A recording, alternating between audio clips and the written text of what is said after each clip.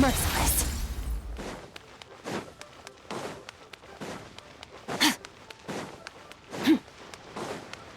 Fearless. Oh. Baiju isn't in his shop. Oh, you're looking for Dr. Baiju. He's resting today, but he said to send any patients to the back room. Ah, okay. Thanks. We'll head on through.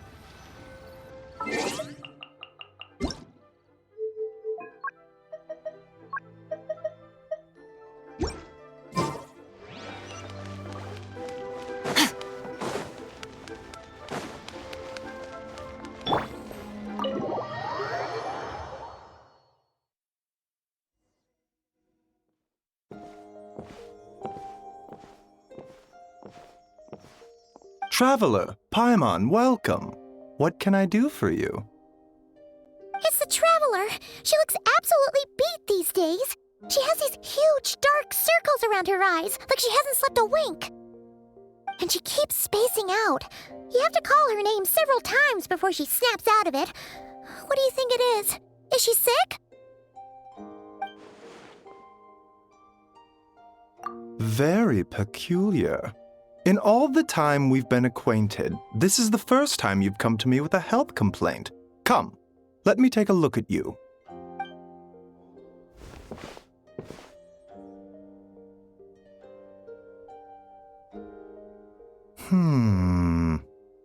Okay, Paimon does not like that expression, Baiju. It's not serious, is it? Complexion is good, eyes are clear, breathing is steady, pulse is strong. Physically, you appear to be in good condition, Traveler. In theory, your energy level should reflect that. You should be feeling right as rain, hence my concern. A clean bill of health is usually a good thing, but in this case, it likely means your situation is more complicated. Physical illnesses come with detectable symptoms that can be used to diagnose, medicate, and cure the condition. But afflictions of a non-physical nature, they fall outside a doctor's realm of expertise. Huh? What do you mean, non-physical nature? Curses, dark magic, it's hard to say. It could just as easily be a simple case of mental fatigue. Why don't you rest here for a bit? Whatever it is we're dealing with, clues to your condition are sure to reveal themselves in time. Once we know the root cause, we can administer the right treatment.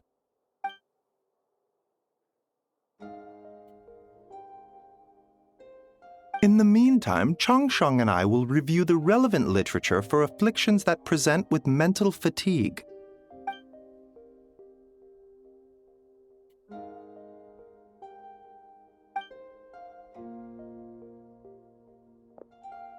Oh, must be a rare condition if not even Baiju and Changsheng have seen it before. Well, all we can do is take their advice.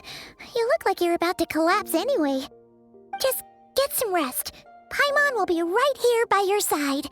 Fingers crossed you'll be all better when you wake up.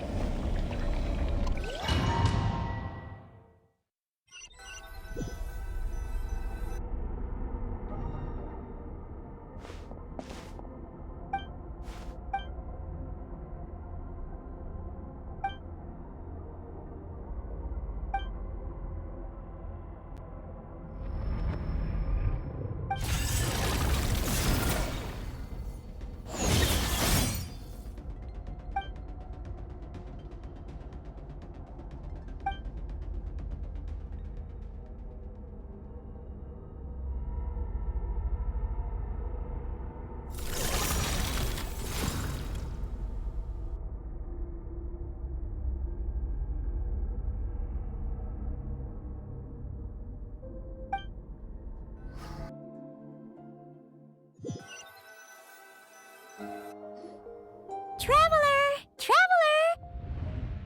Rise and shine! Time to wake up!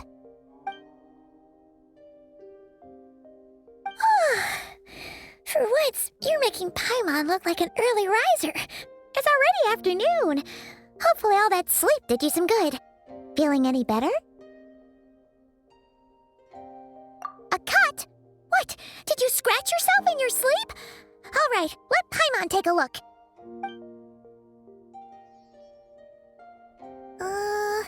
Nope, nothing there. Wait, did you have a nightmare? Okay, don't panic. Paimon heard that dreams tell us what we need by showing us the opposite. So, if you had a nightmare, maybe all you need is something to cheer you up. Come on, Paimon will treat you to something yummy.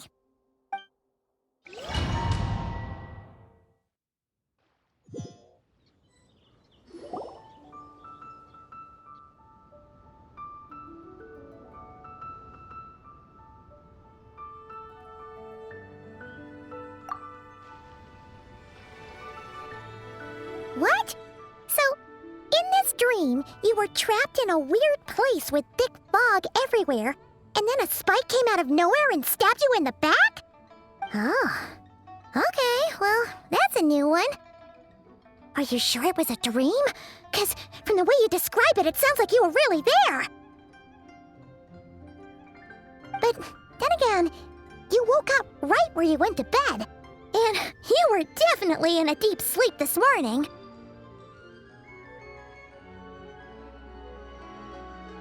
Then, it's decided. Paimon will stay up and watch over you tonight. If anyone tries to mess with you, Paimon will beat him up. Or, wake you up first and then we can beat him up together.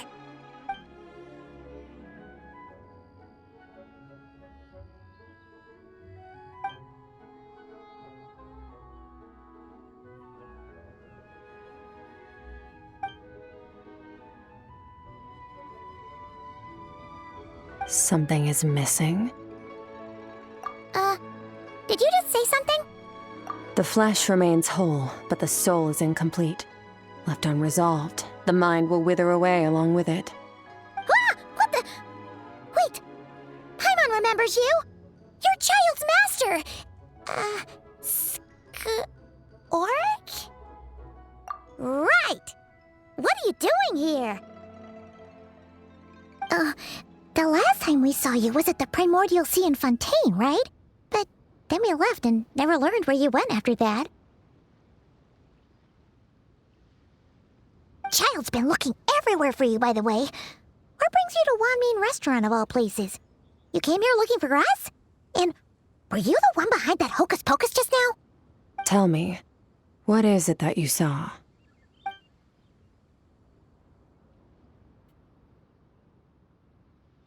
Tight-lipped, huh? I suppose that's fair.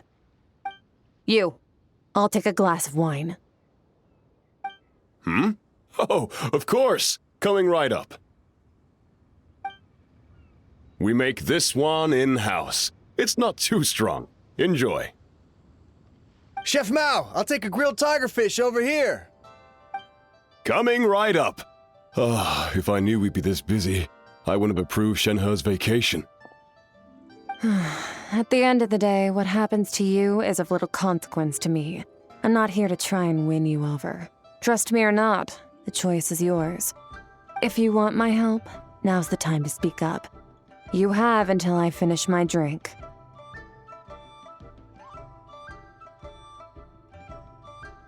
I was investigating an abyssal disturbance in the area and happened to notice you.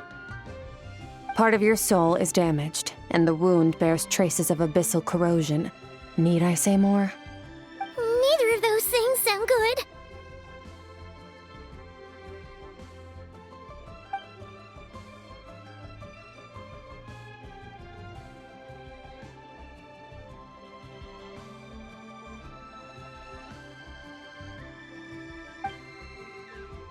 Well, should we trust her?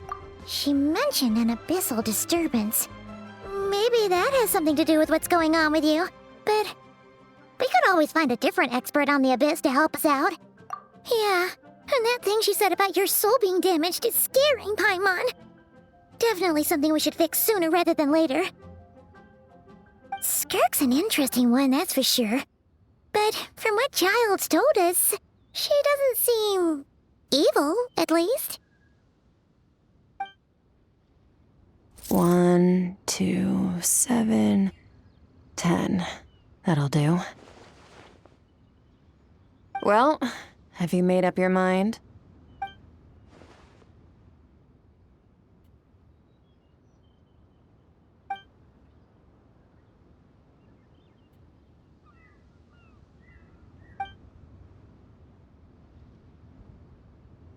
So that's all we know, Miss Skirk.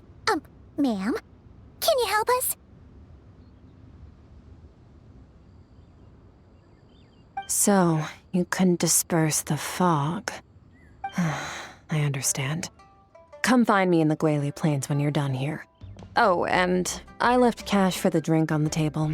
Settle the bill for me, will you? Oh, okay. Huh? She disappeared!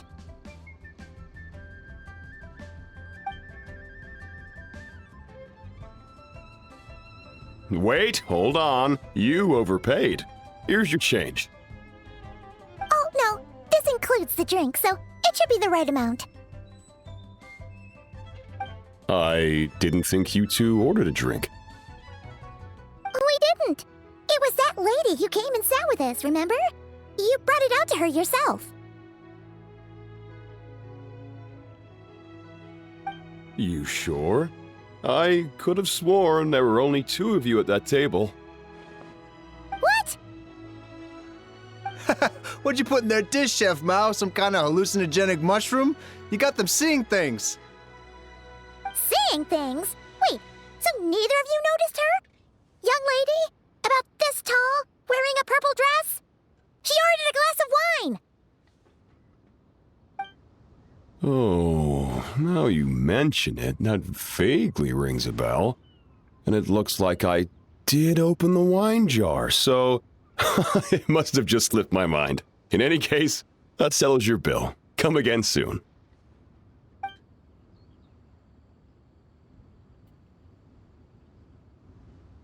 Coming! Okay, what was going on there? It's like they didn't remember Skirk being there at all. Even Paimon was half convinced we hallucinated the whole thing. But that Mora she left for us was definitely real. Oh, this whole situation is giving Paimon the creeps. But anyway, she told us to head to the Gwali Plains, right? Let's not keep her waiting.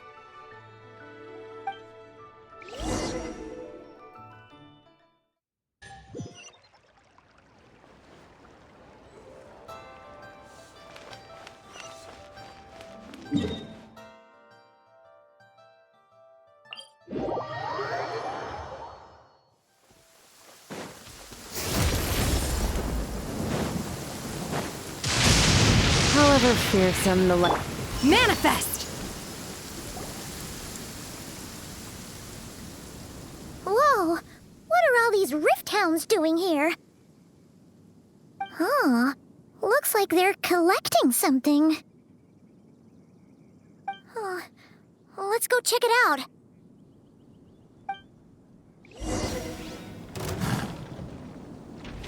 Yoo-hoo! A little remove by ordinance divine. Let the world come alive! The pinnacle of excellence. into the void! So, this is what they were collecting. It looks kind of like... yeah... What is going on here? From the moment they are born, all beings with great power have an impact on this world. Even if their body is sundered and their soul extinguished, their influence remains. Gods are the most common example of that. The remnants of gods who fell thousands of years ago remain buried deep within the earth, carrying within them a warped will and a dark curse. Together, these remnants form what you call god remains, and it appears that some of those sealed here were dug up and removed. There are traces left, but they're fading fast. What are you doing? Nothing! Just wanted to make sure you were, real? She's definitely not a ghost traveler. Paimon poked her, and she's solid. Your life hangs in the balance, and that's what you're fixated on? Strange set of priorities. It was just a trick to avoid being perceived. If someone notices me, those memories are erased. Simple as that. Unlike you, I have no desire to establish a connection with the world. The weak and the lowly have no right to remember me. They're lucky they only have a few missing memories to show for it.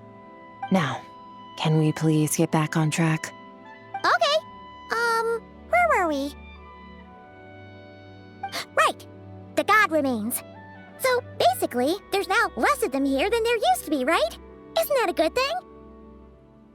In our experience, god remains are 100% bad news. A lot of terrible things have happened because of them. Maybe it's a good thing by human standards, but power doesn't come from nothing, and it doesn't just disappear for no reason. The remains aren't just gone, they were taken.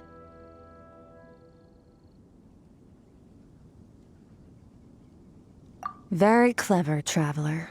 You aren't the only one who had something taken from you. There are victims like you everywhere. The only difference being, you can speak, and the remains cannot, so it went unnoticed. Something similar happened in Sumeru.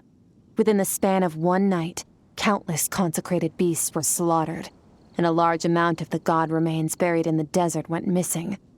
Of course, god remains are just one of the targets. The culprit is chipping away at sources of power all over this world, including the Stella Fortuna above. Wait, you mean... the stars? 42 of them have died out in the past few months alone.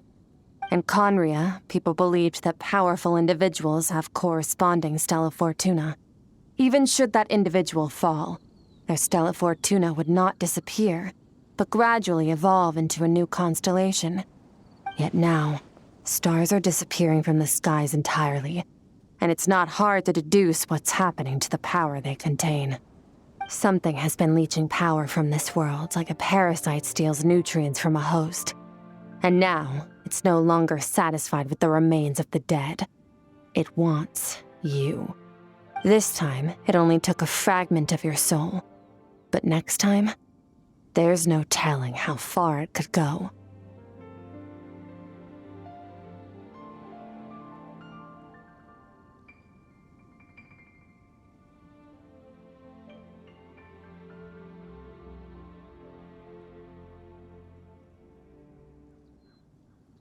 No one knows. All I know for certain is this. Getting back what you lost will not be easy. Considering how much power this entity has stolen, it must be a god-level being by now at least. But that's not the real concern. Souls are fragile things, and yours could easily be crushed if you go up against it. So you're gonna help us, right? We're going to help each other. You are my ticket to uncovering this thing's true identity. Well, great! You seem super strong and you know a lot about the Abyss, so Paimon will take it. Don't get all mushy on me. All I'm doing is helping you get back to normal after a sudden crisis. And I should warn you, getting mixed up with me can have unforeseen consequences. We're on very different journeys. You don't want to be in my debt, trust me. You help me uncover the truth behind this entity, and I'll help you recover what you lost. This is a transaction, that's all. You would do well to remember that. Now, come along. Yeesh! You'd think she'd be a little friendlier since she's agreed to help us. But nope, she's just like when we met her in the primordial sea. So cold. Well, whatever. If that's how it's gonna be, then she doesn't deserve our friendship. What she does deserve is a super embarrassing nickname. Ah! Paimon's got it. Frosty the Lavender Melon! Serves that ice queen right! Anyway, the important thing is that we get that piece of your soul back. So, Let's follow her and see what sort of plan she's got.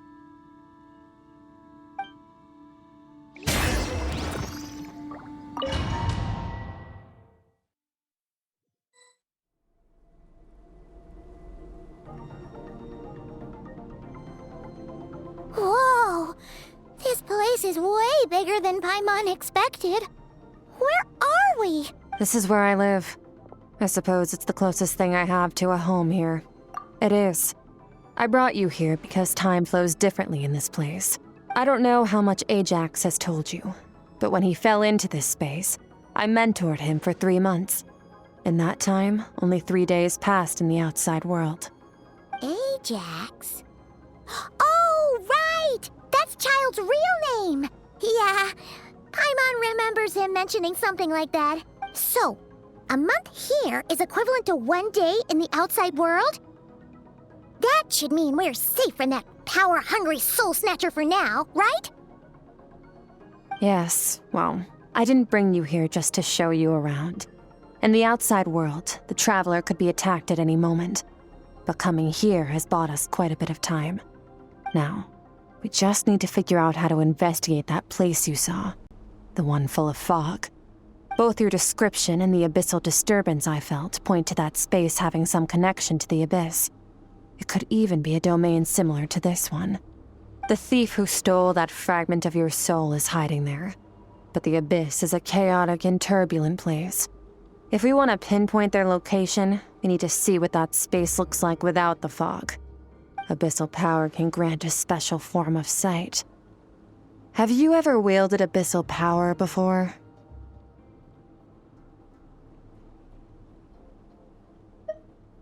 Okay. Do you plan to learn? That tracks. All the information you have suggests the abyss is something sinister, and that abyssal power is a wild and dangerous force that always spells disaster. And you're saying that's not true? Depends on your perspective. Floods and hurricanes take countless lives too. But if one day you gain the power to control them, what was once a calamity is now just another tool in your arsenal. I'll respect your opinion, though. Just means we have to turn to the second best option. A little abyss crystal that contains my power. Wear it on your head, and we'll be able to perform dream mirroring when we fall asleep. Dream mirroring? It means experiencing whatever the other person is dreaming. Everything they see, think, and feel. Since you haven't studied the art of using abyssal power, and have no plans to jump in the deep end right now, I'll have to do the investigating for you. With dream mirroring, every time you slip into a deep sleep, I'll see with my own eyes whatever scene plays out in your mind. Then, I can guide you through the dream environment, and we'll take back what was stolen from you. Huh. You make it sound so simple. Tough to say. This is an unprecedented situation for both of us. Even assuming we do manage to find where this entity is hiding, like I said, getting your soul fragment back won't be easy. To play it safe, I need to give you some special training first. Wait, you're gonna teach her some of your martial arts? Does that mean the next time we see Child, we have to treat him like our senior? Do as you want. For my part, I don't see you as my disciples. You're already a pretty good fighter. All I'm planning to do is build on your current skills and train you for the specific scenarios that I think we might face. But that's enough talk.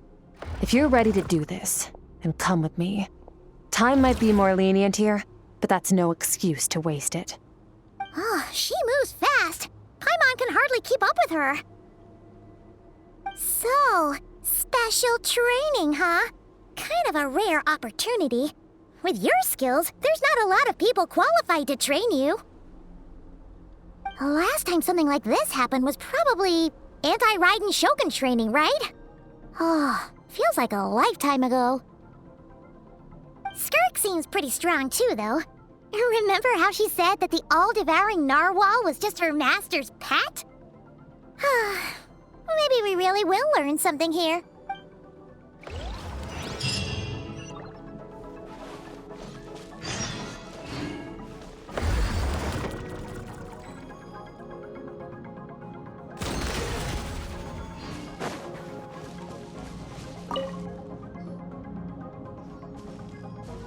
Ready? Bring it on! Your training will be split into 3 stages. Testing your blade work, elemental abilities, and reasoning skills. We'll start with blade work. You're no rookie in this area, so I won't bore you with the basics. During your long journey, you've no doubt sparred with a lot of talented sword fighters. Consciously or not, you will have picked up all kinds of techniques from them. You bet! There's Kaya, Master Jean, Kuching. Oh, and Kazuha, Ayaka. Yeah, we've met sword masters like you in every nation we've been through. You sparred with a bunch of them too, right? Nice to know it's all gonna come in handy now. Don't get too smug. In sword fighting, techniques alone are not enough. You need a cohesive system to bring it all together. A style or school of fighting. To use the human body as an analogy, your style is your skeleton, the foundation, the framework. Techniques are the muscles and other flesh attached to the bones. This is where your strength comes from. Improving your sword fighting is like growing that body. If your frame got bigger and taller, but you didn't add any muscle mass, you'd be weak. You need to do some introspection. Improving your sword fighting is like growing that body. If your frame got bigger and taller, but you didn't add any muscle mass, you'd be weak and flimsy.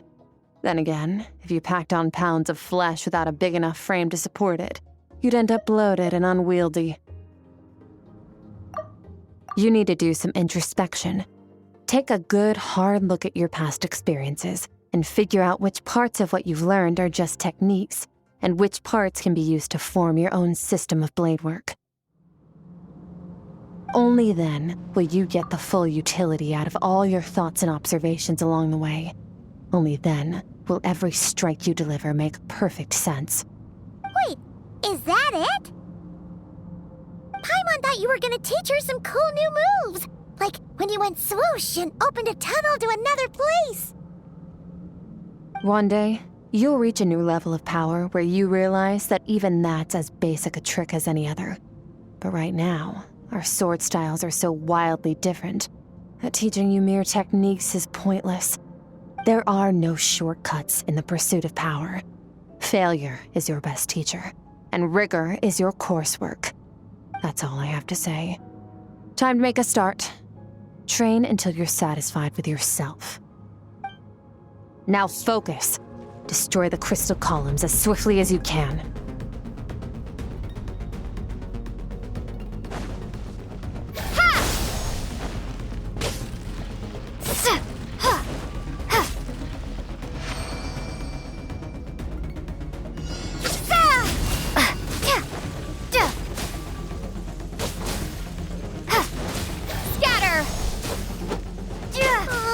This is making Paimon's head spin. Hang in there, traveler!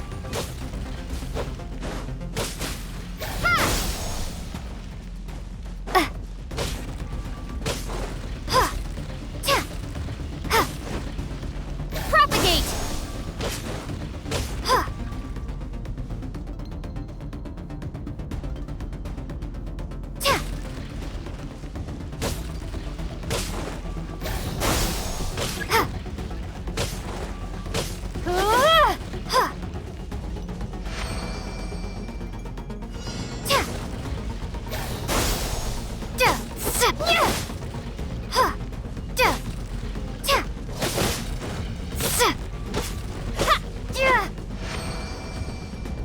Stay calm.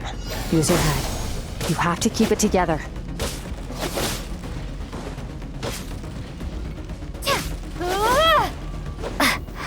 Propagate!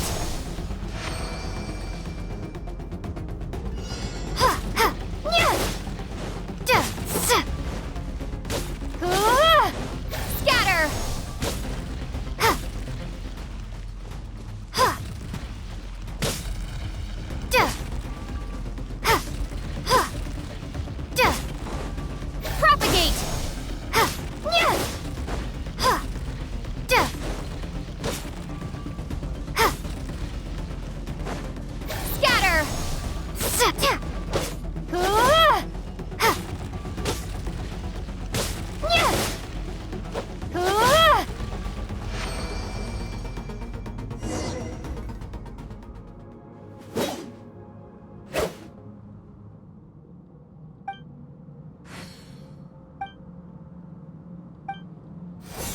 This moment will be frozen in time.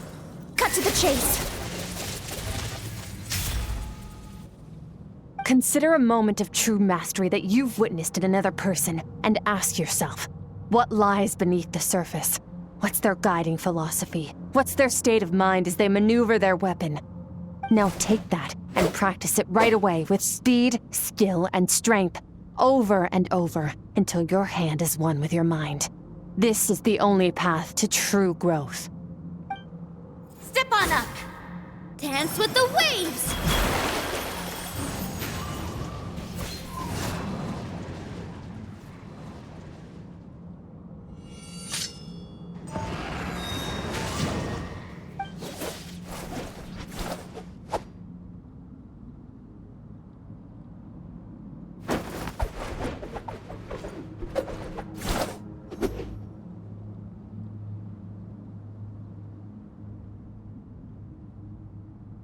If you start to tire, empty your mind, but do not stop. Stay in that frame of mind as you keep up the fight. Get rid of all redundant movements. Imagine your sword is an extension of your own body. Wield it just as you wield your arms, hands, and fingers. 'Twas on a deserted, moonlit night that the hero approached the vile dragon's limpid lair. Ring cutter! Feathers fleeting wet, the white heron treads water, a sight without flaw. Master of Inazuma Kamisato art Tachijutsu.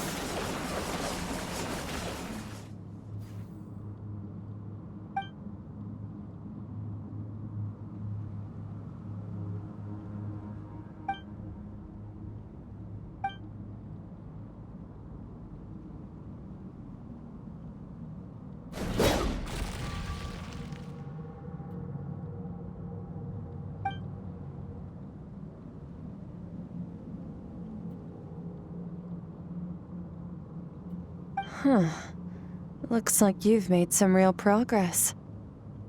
That concludes your training session. Awesome! Paimon knew you could do it! How do you feel? As you should be. Time flies when you're training hard. You've actually been going for several days now with no rest. Yeah, meanwhile Paimon's had a whole bunch of naps. But you were so focused, she didn't want to interrupt you. Go get some sleep. I'll be doing the same very soon. Let's hope you see that foggy place in your dream, so I can get this investigation over and done with. Sometimes, you have to practice a single movement 1,000,000, maybe 10,000,000 times, before the breakthrough moment comes. Nothing in the outside world can help you in this process. The most important thing is to remain patient.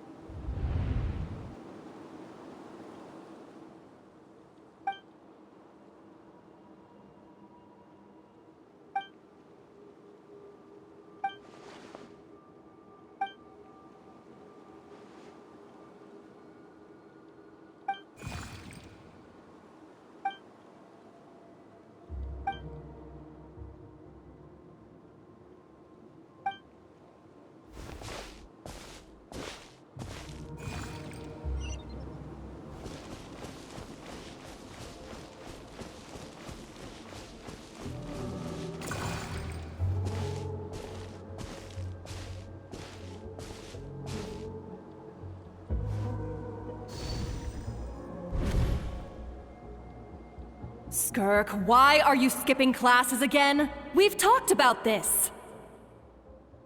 'Cause he's a crabby old man, and he's a boring old man. I don't like going to his classes. Excuse me! You shouldn't talk about your teacher like that! It's very disrespectful!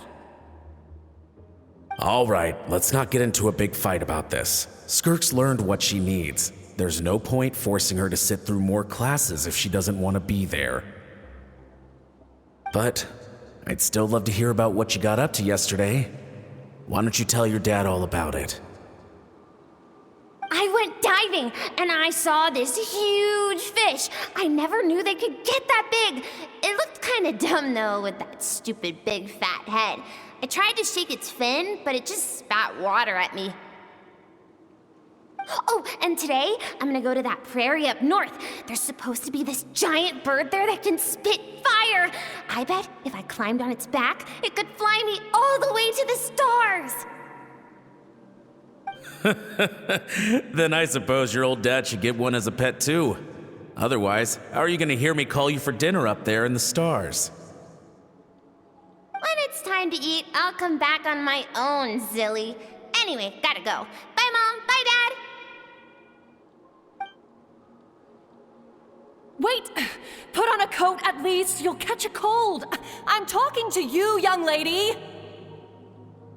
You spoil that child, you know. Ever since that merchant ship arrived, she practically lives outside. Always going on about exploring the beyond one day, whatever that means. Let the kid do what makes her happy. Besides, we both know you're all bark and no bite. Come on, our little adventurer is gonna be hungry when she gets back. Let's get started on dinner.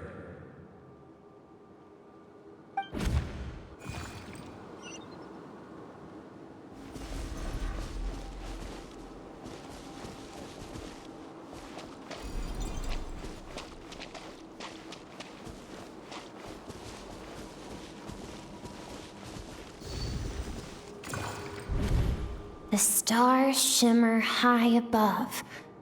But what lies beyond the stars?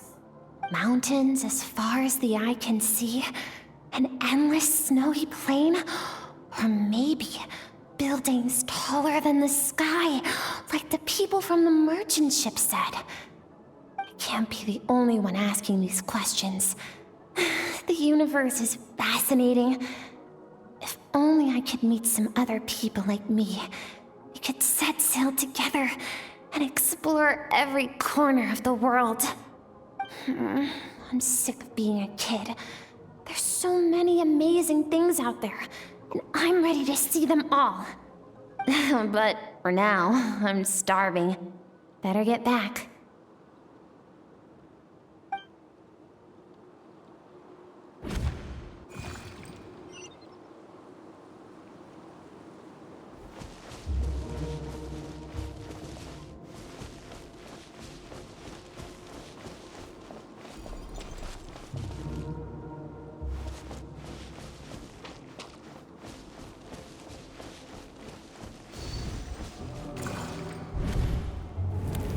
Don't let a single one of them get away! No, please, spare Why? the children! Stay back! They're coming! Run! Help! Eliminate the threat. Take them down! Don't be scared. Ah! This way! We'll never make it! Fire. There's fire everywhere. What happened? I told you we shouldn't have trusted these outsiders!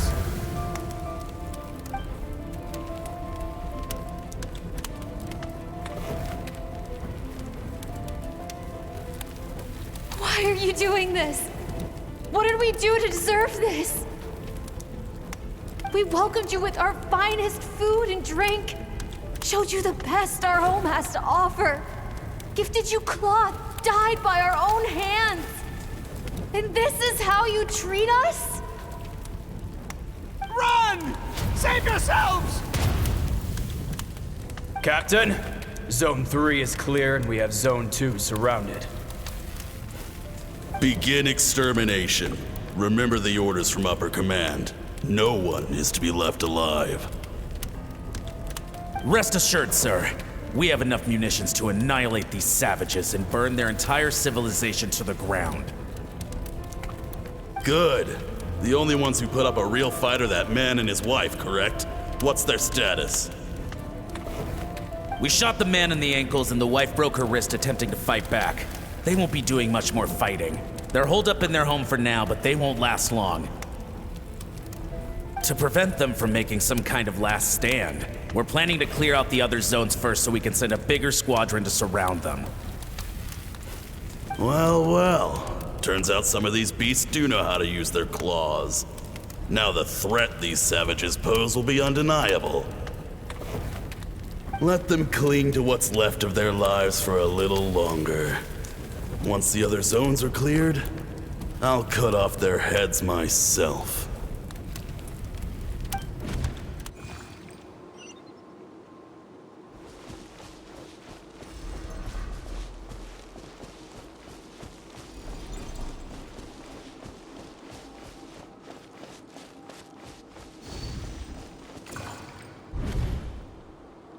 Dad? Mom? Skirk, you're all right? Thank heavens. I'm so happy to see you, sweet girl. But you need to go. It isn't safe here. They'll be back any second. What happened? You're bleeding a lot. Dad? Mom?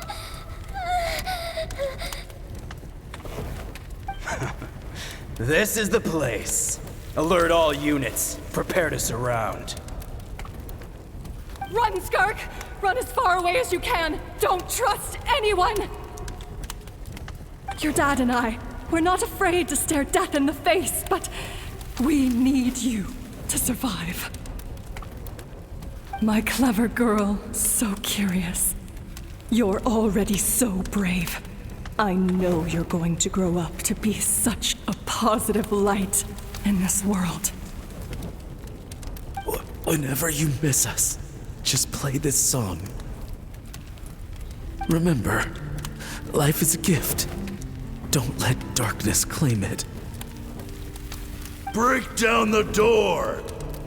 Look what we have here. A savage that can pluck a tune. Well, the show's over.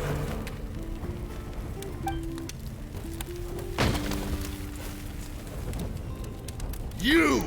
Stop singing! Shut it! I said shut it or I'll make you! Fine. Have it your way!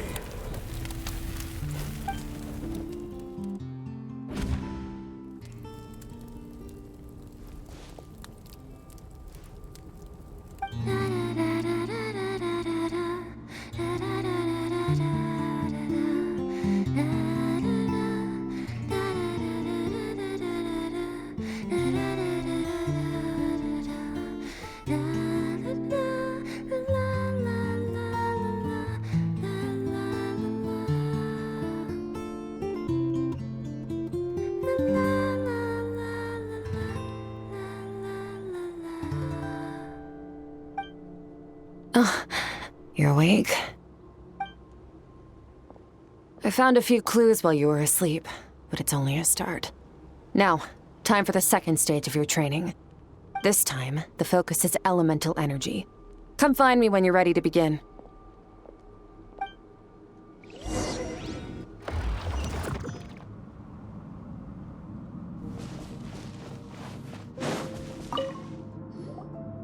Man, staying in the abyss feels so surreal, don't you think? No day and no night. It's like time hardly exists. If we weren't careful to keep track, it feels like we'd have no idea how long we've even been here.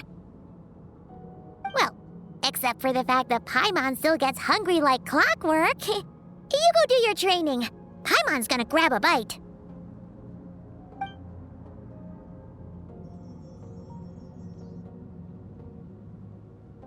The way I see it, the pursuit of power is divided into 3 stages. The first is mastering the use of standard weapons. Next is learning how to harness natural energy. And after that, you're free to challenge even higher dimensions. The natural energy of Teyvat is, of course, elemental energy. But that's not my area of expertise. I draw from a different source of power. Abyssal power, yes. Also known as the power of the Void Realm. My master, Sertologi, is a true expert in that area. After all, he was one of the group of 5 that infamously stole the all-encompassing power of the Abyss. An act for which the people of Conria gave them the epithet, the 5 Sinners. The elemental energy of Teyvat, on the other hand, is derived from the power of the Light Realm. These 2 forms of energy exist in direct opposition to each other. Suffice to say, there's not much I can teach you this time. A keen observation, traveler. Call it respecting local norms. The Abyss stands in direct conflict with the will of this world. So, to make my life easier, I disguise my power to make it appear cryo-like in nature. It's a technique I learned from some Conrian ruins, known as the 7 Shifting Serpent. If you ever change your mind about delving into abyssal power, I can teach it to you. So I've heard. You seem to have a knack for removing abyssal power. But is purification really what's going on there? Like I said, power does not simply disappear, just thinking out loud. Let's focus on your elemental training. That's what's gonna help us if the situation gets tricky. True growth comes from adversity, but only if you make the choice to pick yourself up again every time you fall. So, it's time to push yourself to the limit, and then keep pushing. This is the only way to advance at pace. Use the power of Animo to clear the field as fast as you can.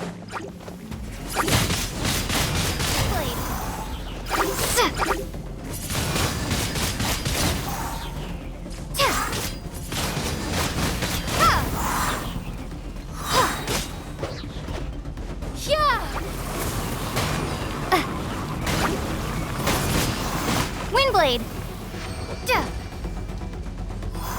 Observe your surroundings. Look for things you can use to tilt the scales of success in your favor.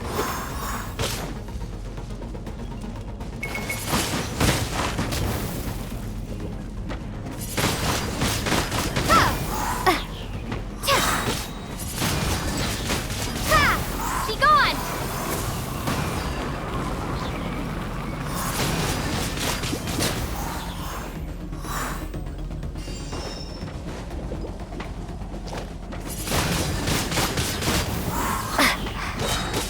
Prepare to be blown away!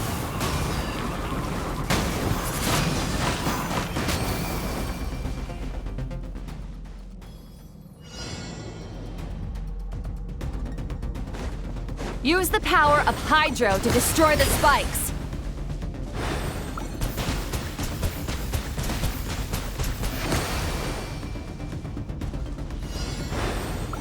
Faster. Don't give them a chance to strike you. You need to be quicker than you were in your dream. You can't afford another injury like that.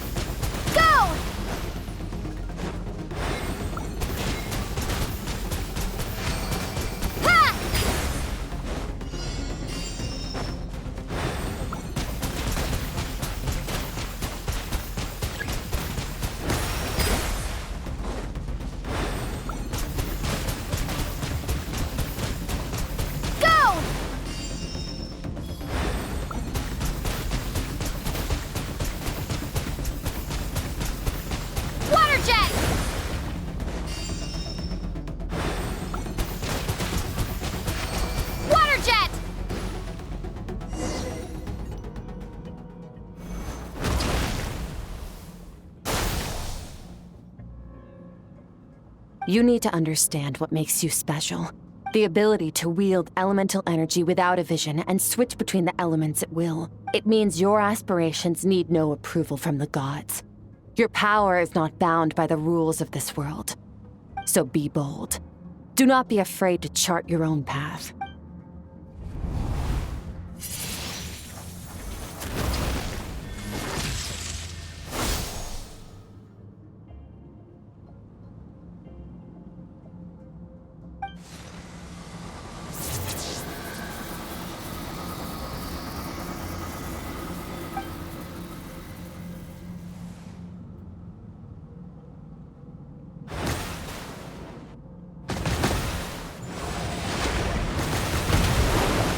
Very good. It seems you've reached a deeper level of connection with the elements.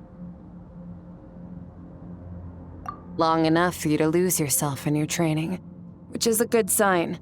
Relentless practice with the elements has drained all your strength, but it's also what allowed you to make progress. Get some rest. When you wake up, we'll proceed to the final stage of your training.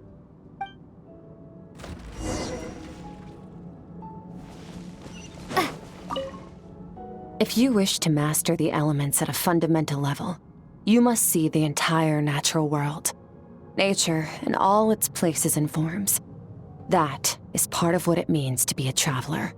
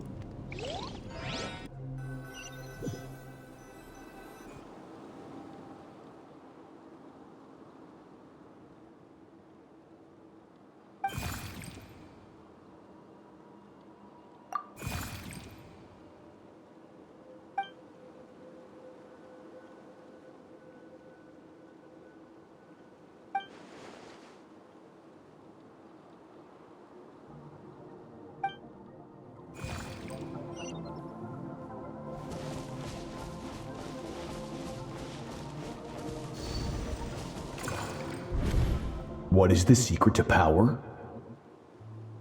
Longing, hatred, self-preservation. No, it is fear. The fear of losing those you love. The fear of watching your home burn. Fear of loneliness. Fear of death. Fear is the source of evolution. It forces humanity to adapt to their environment and overcome hardship. It is in the process of prevailing over our fears that we surpassed first ourselves and then the rest of the world. That fear is now part of you. It calls on you to evolve. And it is time to answer.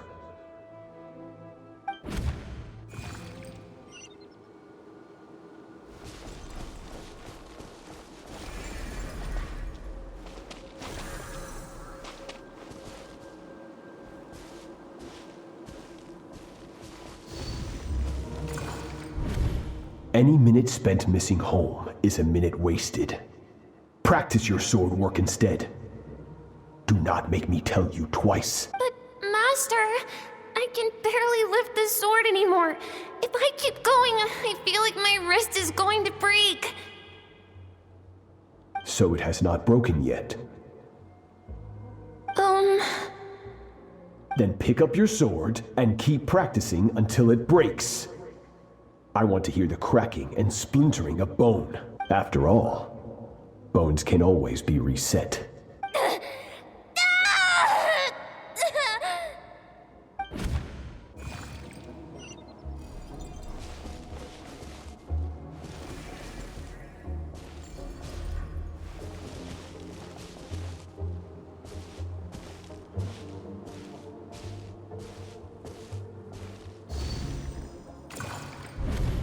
Good, Skirk. Once again, you survived. How do you feel? Cold and pain. These are signs that you are adapting to the abyss. Each time the flesh is torn and the spirit crushed. Each time you claw back from the brink of death, you become stronger. I now understand why these people sought to destroy your homeland. Your potential goes beyond even what I could have anticipated.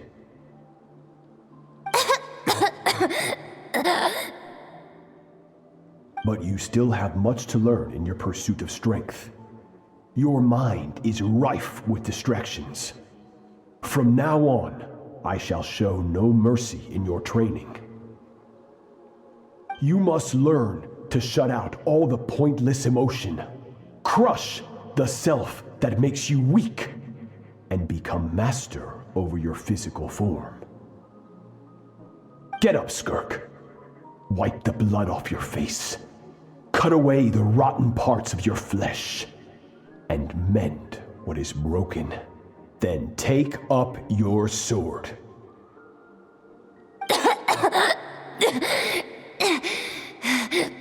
Yes, Master.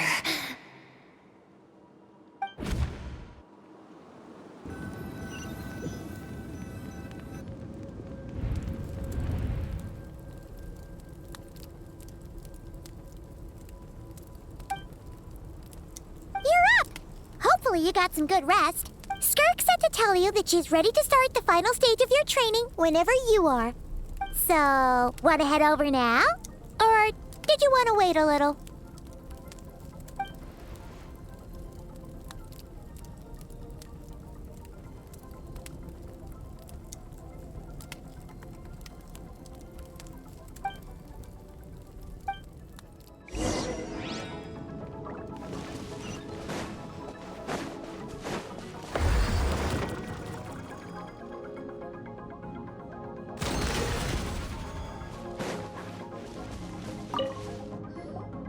From your training so far, you have gained better command of the sword and more control over your elemental abilities.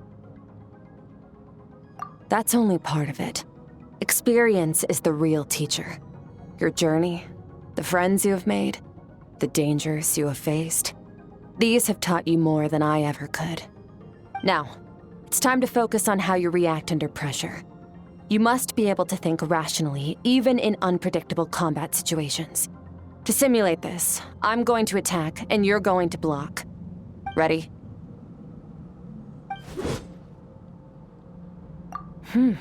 Not bad. That defensive stance looks near unbreakable. Just like your brother. Oh, that reminds me. You still don't know what happened to him, do you?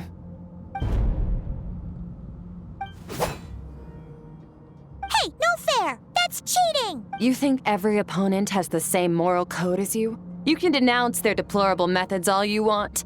But only if you live to tell the tale. The dead don't get to complain. Strong emotions will always arise in combat. Anxiety, anger, fear. But a true warrior is never at their whim.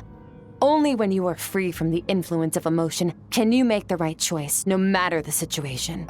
How amusing. Almost sounds like you think you know me, but you don't. You can choose your own path. We are not the same. Let's begin. Try to use reason over emotion. Make the most rational and advantageous decision in any given moment. This is your final training session. Look alive. Same drill as before, but this time I'm going to interfere. Hold your focus.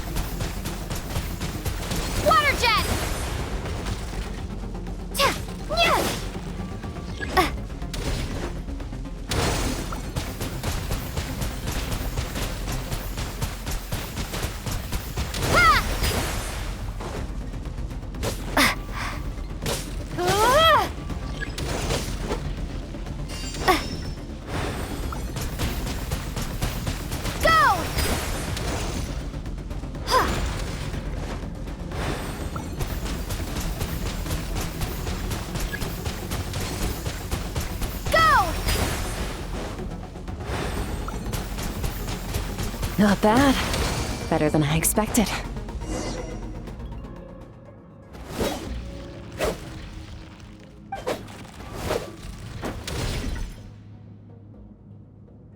You're getting the hang of it.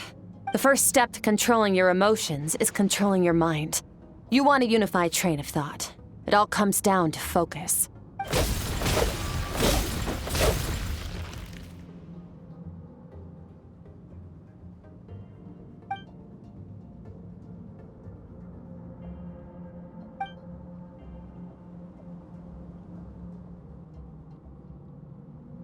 Your mind is rife with distractions. From now on, I shall show no mercy in your training. You must learn to shut out all the pointless emotion, crush the self that makes you weak, and become master over your physical form.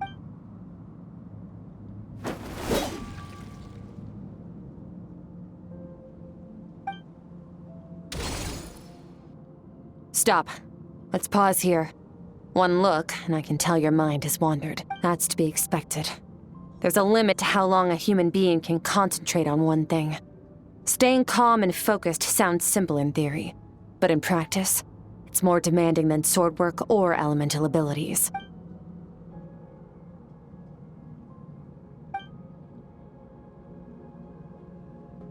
Get some rest. No point training further if you're already dead on your feet.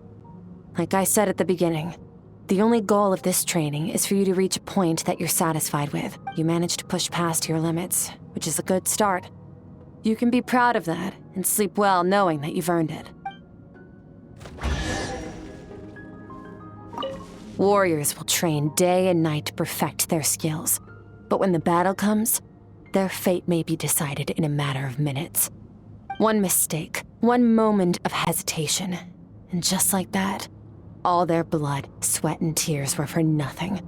You need to push yourself to perfection, or you might not even live to regret it.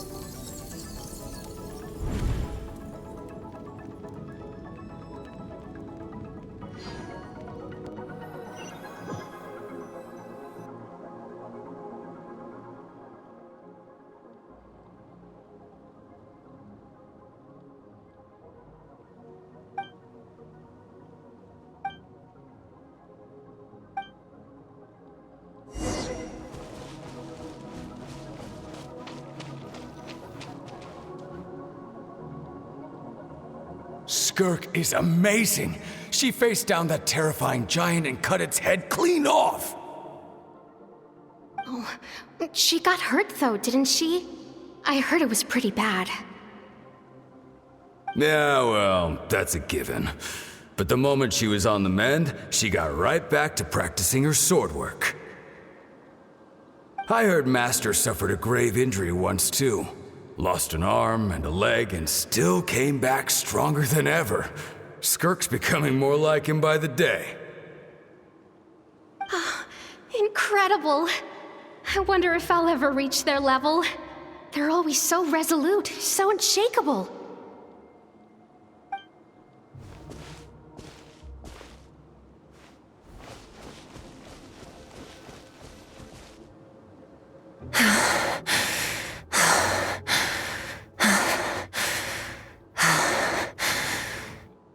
Pathetic. You're not even trying. You're so much weaker than you think. Skirk, have you become a positive light in this world?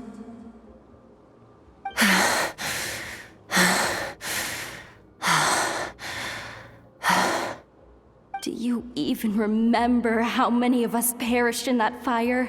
How many bodies were left to rot on the scorched earth? Yet you alone live on. Keep your gaze fixed on your blade. You don't deserve to rest. I have so many questions. I just want to jump in a spaceship, explore the whole universe, and get answers from the stars. I just need to wait till I'm grown up. Then I can do anything. Now, you must bid farewell to who you were in the past and become someone stronger. Run, Skirk, run! Only death awaits us here. Keep running, and don't ever look back.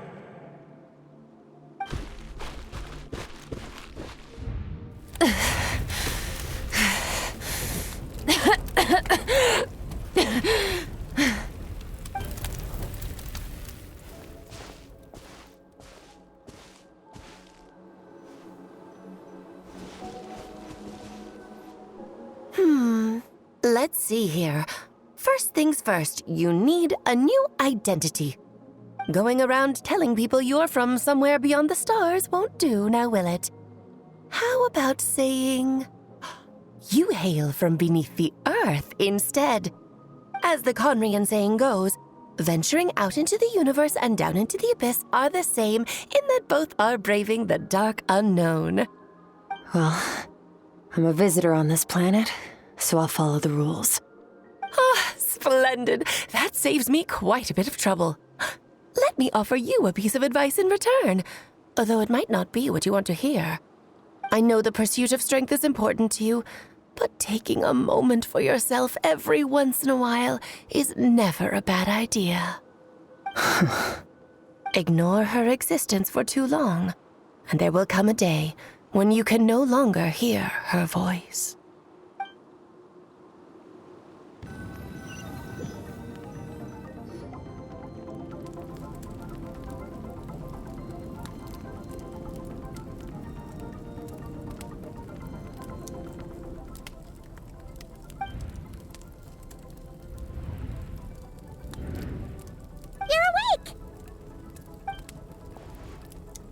You must be starving, right? Ta-da! A barbecue feast just for you! Of course you are! That's why Skirk and Paimon got this all ready for you. Dig in! Before it gets cold. Ah, well, if you're around someone long enough, it's bound to happen. Plus, Skirk can cook. So, Paimon decided she can forgive the whole Ice Queen thing. Paimon's not one to hold a grudge. Here's an idea. Let's save the chit-chat until after the meal.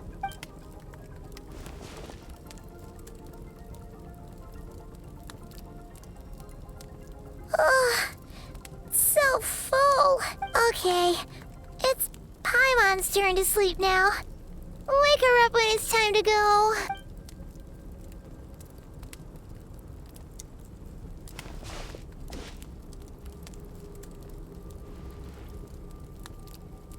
I have good news. First, your training is complete.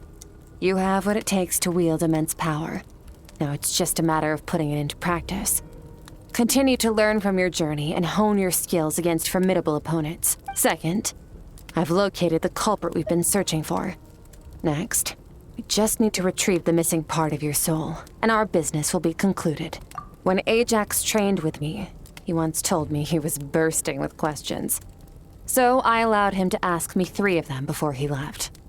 You and I might never meet again, Traveler. So if there's anything you want to ask me, now's your opportunity.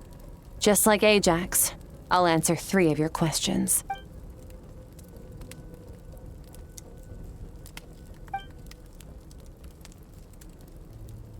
Okay, not the angle I was expecting. What makes you ask that?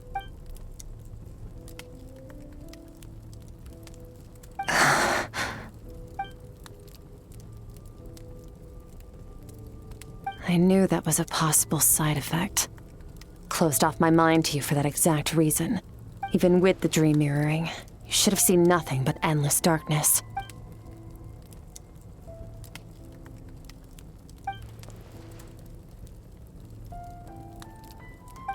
Whatever. Must have been a flaw in my execution.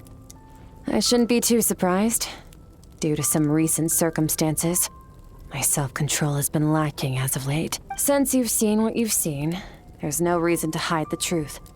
All I ask is that you keep it a secret. No, I'm not from Teyvat.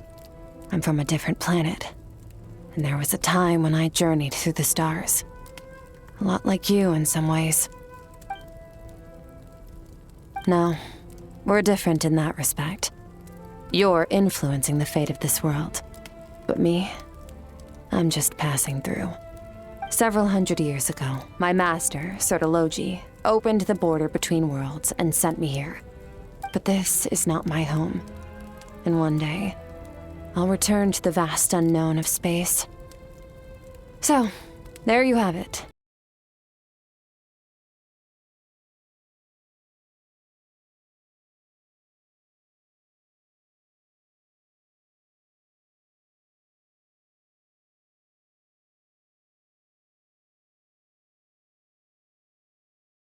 Me and my master as quickly as possible. But first, I need to understand the source of his strength. To do that, I need to follow in his footsteps, walk the path he once walked, and somewhere along the way, I'll find out how to defeat him. That is my sole focus and purpose. Okay. You have one question remaining.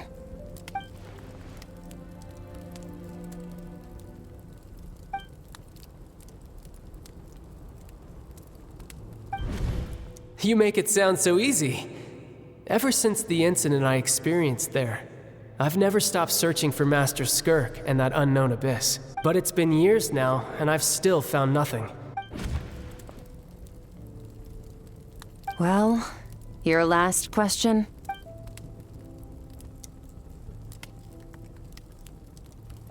Ajax. His situation is different than yours.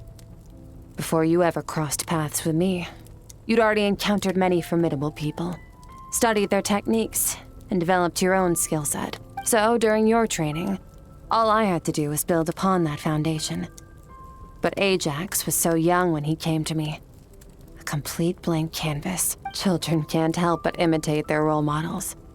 In the long run, that would only hinder his growth. Once Ajax has enough strength in his own right, I will allow us to meet again.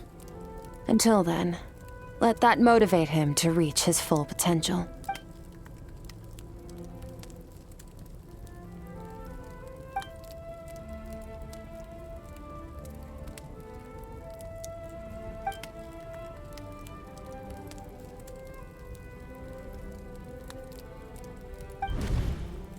Unlike you, I have no desire to establish a connection with the world.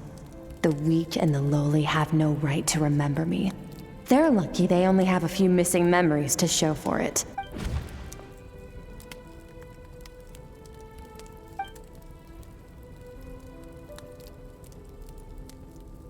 Wake up your companion. It's time to go. Oh, and everything I just told you. Best keep it a secret from her as well.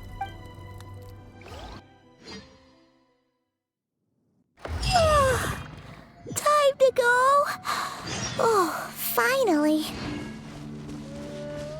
Where are we headed? Just follow me. I'll open an abyssal rift close to the culprit's location. It will take us to where he's hiding.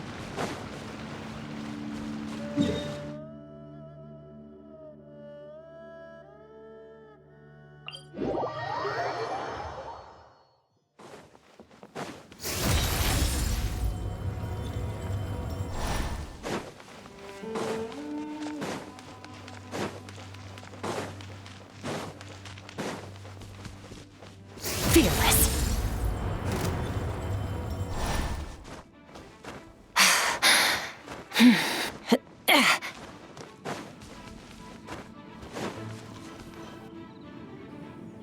Wait, this is near the chasm, right? Yes. If we enter from here, we'll be able to reach that place from your dream. You have some experience with abyssal domains by now, but still, this is someone else's territory. Best to proceed with caution. Don't worry. Paimon's an expert at hiding behind other people for safety. Oh, but, that means you need to stay safe, traveler. All right. Remember your training. Time to put it to use.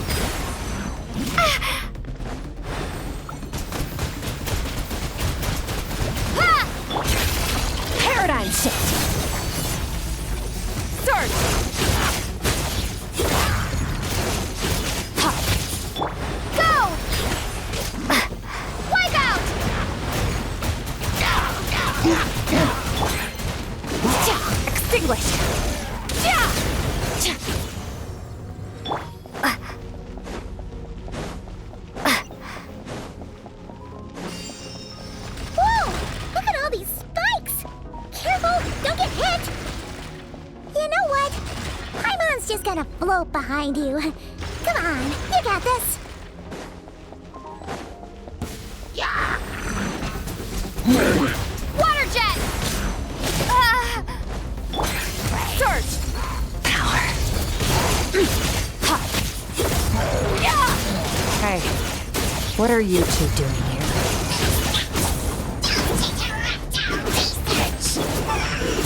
Were you drawn here by this mysterious power? Dusty, like an abandoned house. Let's press on.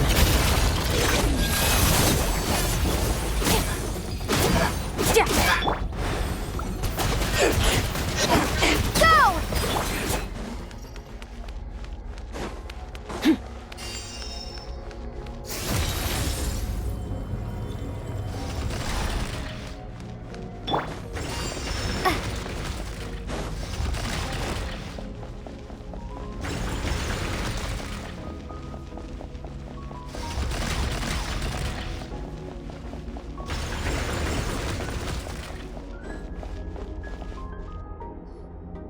Oh, looks like this is a dead end. Did we make it to his hiding place? Ugh, this fog is making it impossible to see anything! This should be the place where you were attacked, Traveler. The missing part of your soul should be nearby. Can you sense where it is?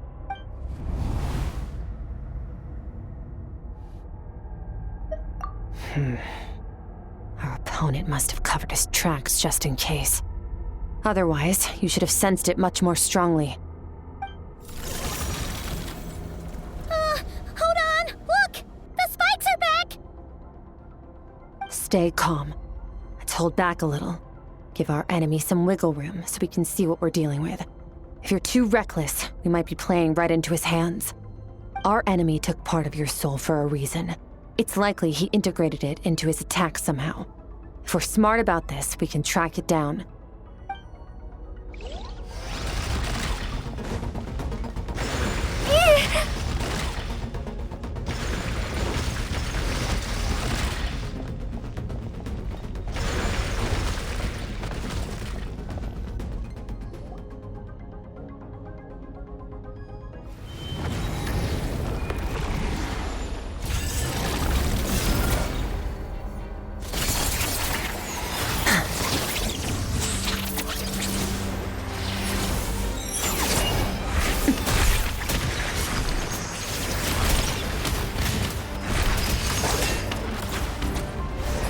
From the start, the attacks have been focused on me. Trying to break through my defenses? I see.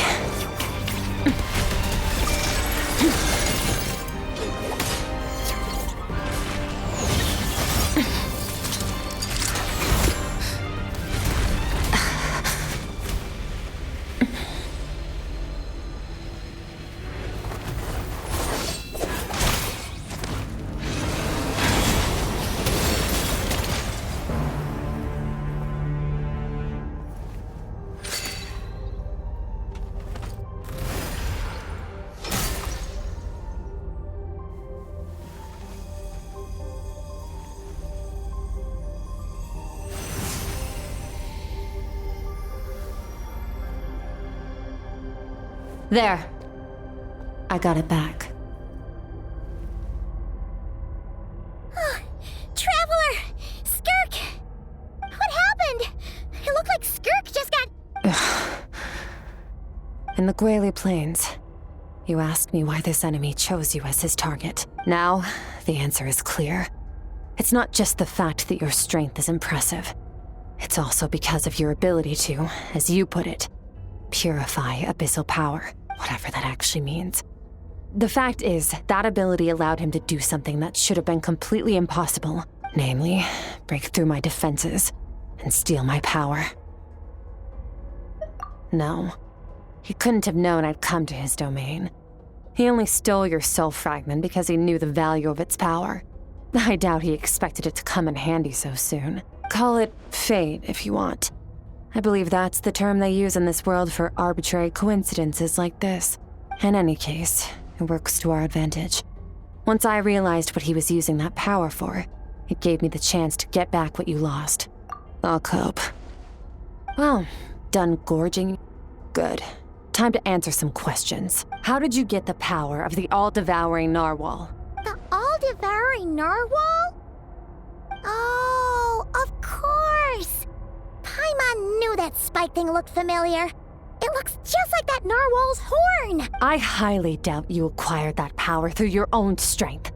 Tell me I'm wrong. You're desperate enough to scour the land for god remains and whatever vestiges of power you can find. That alone proves you wouldn't be able to defeat a creature like that. Which leaves one possibility. You know my master, the Foul, Sertologi. The Foul? Who dares call him foul? Sertologi.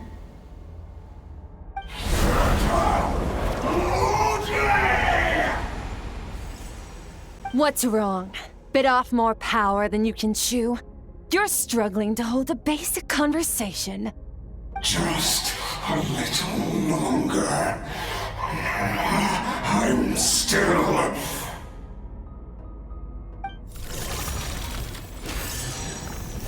Look! It's back! Those obsessed with power will let it devour them before abandoning their pursuit. Keep calm and use reason to decide the best course of action.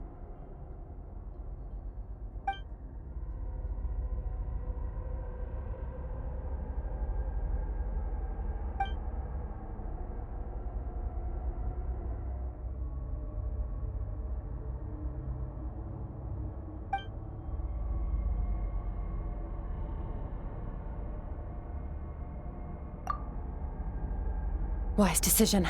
Final victory doesn't always come after a single battle. You've got your soul fragment back, so we both got what we came for. Let the enemy draw breath while he can. It won't be for long. Get us out of here, traveler. You'll need to lead the way this time.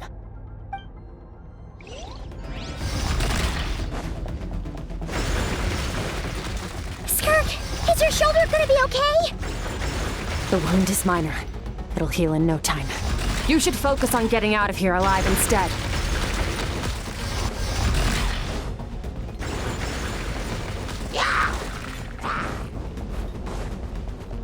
Uh-oh! Falling spikes! Run!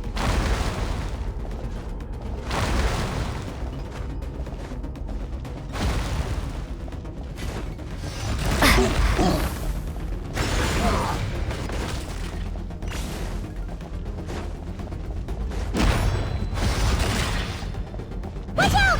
Looks like this place is about to collapse!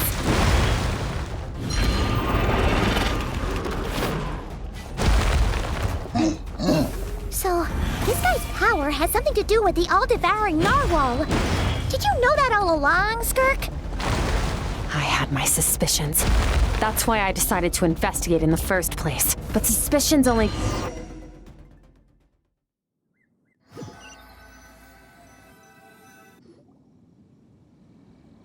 Phew.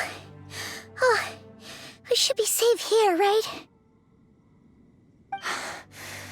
I no longer sense his presence. Can't have followed us out of that abyssal domain. Weaklings like him will find that my power is not so easily controlled. He won't be leaving that place until he's managed to digest it. You seem surprised. I suppose that's fair. You've seen but a fraction of what that whale is capable of. That gaping maw could swallow a planet whole. It's called the all-devouring narwhal for a reason. Devouring is what it does best. It can extract power from anything, dead or alive, as long as it manages to make physical contact. Yeah.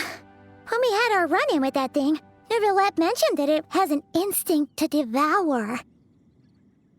Your dragon friend recognized the nature of its abilities and used the power of Hydro to protect you.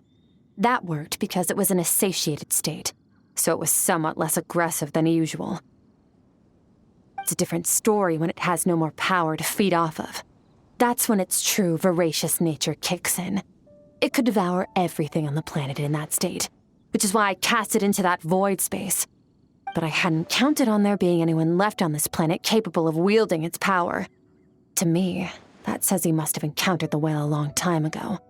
Meaning, he must have known my master. Exactly. It told me everything I needed to know. Hence why I said we both got what we came for. And I believe that brings our transaction to an end. Now that you're whole again, you can get back to your own journey. I'll handle the rest of this situation myself. No way! We can't leave now! Something was stolen from you because of us! We have to help you get it back! This isn't my first taste of failure or losing power. When you fall, you get back up again and become stronger. That's how it is. But what if that monster finds you before you're all better? Plus, how are you gonna get home? It's not like you can just go swoosh and open a door to the abyss again. Not without your full strength. So, sticking with us for the time being doesn't sound so bad, does it? Fair enough. Then take this. What is it? A bag of Mora. Nothing in this world is free.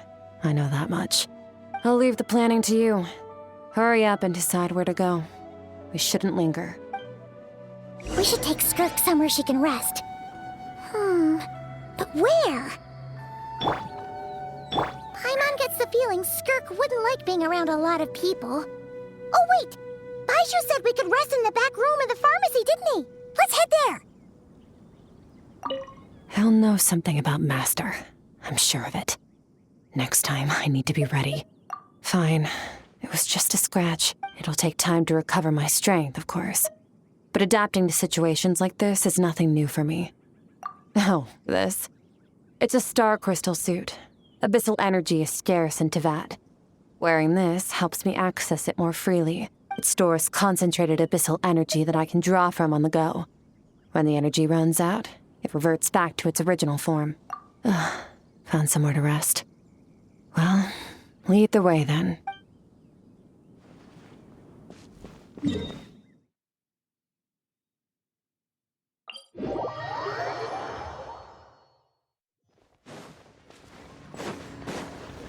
Unleash!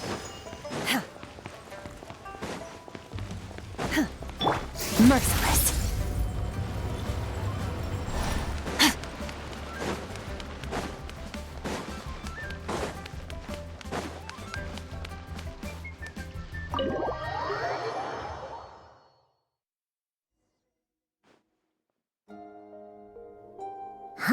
This bag from Skirk has a ton of Mora in it.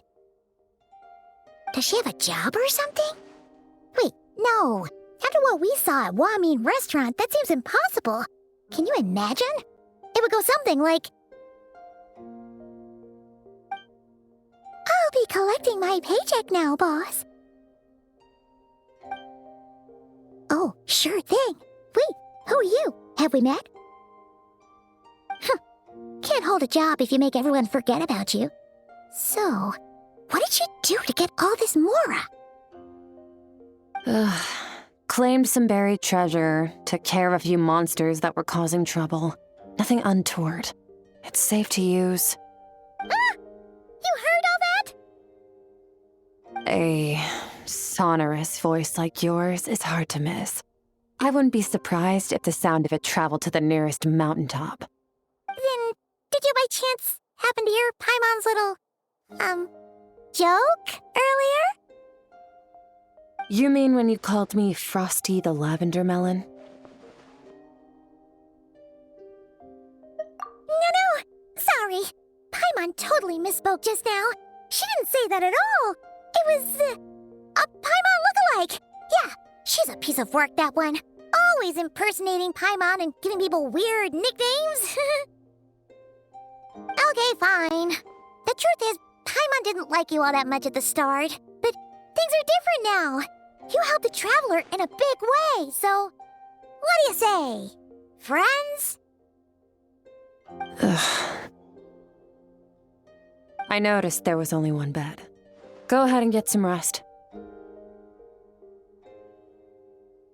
Wait, what about you? I don't get tired, and I don't need rest. I'm going to practice my sword work. That should help me regain some strength. But your shoulder... Hey, don't just leave! Whatever. Let her tire herself out. She'll come back eventually. Let's get some sleep, Traveler. That comfy bed is calling, Paimon.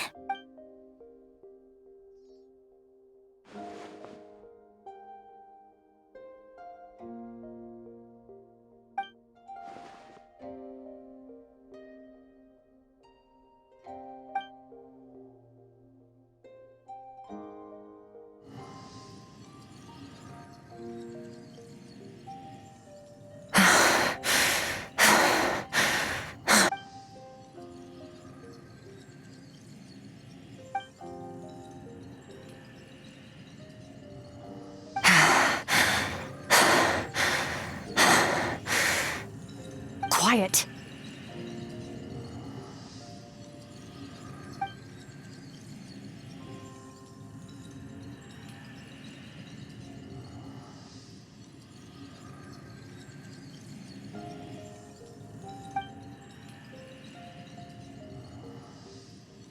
Do you even remember how many of us perished in that fire? How many bodies were left to rot on the scorched earth? Yet you alone live on. Keep your gaze fixed on your blade. You don't deserve to rest. Run, Skirk. Run! Only death awaits us here. Keep running, and don't ever look back.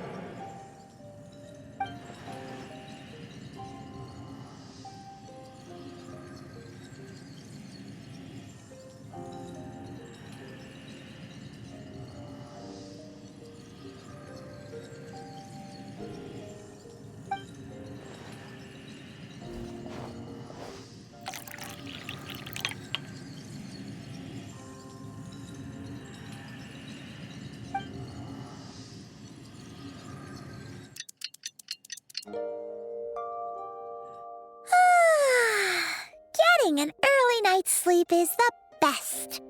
That bed was so comfy. Wait, Skirk? Have you been sitting out here the whole night? The bed's all yours if you want it.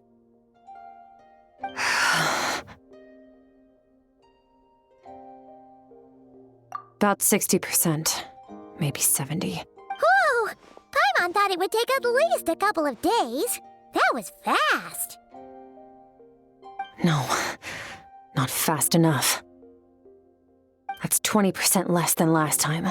Same training regimen, same intensity.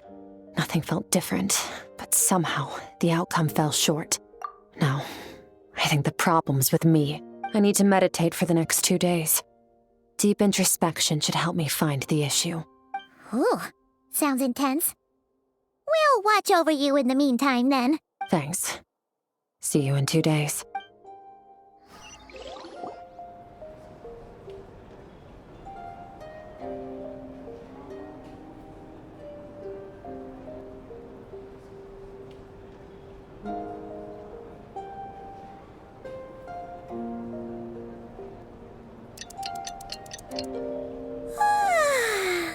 Morning! Skirk is still meditating, huh? It's been 2 days already. Shouldn't she be awake by now?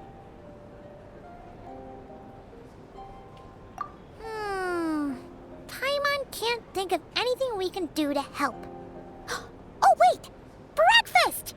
That's it! Paimon will go get breakfast! Skirk is gonna be starving when she wakes up. Be right back.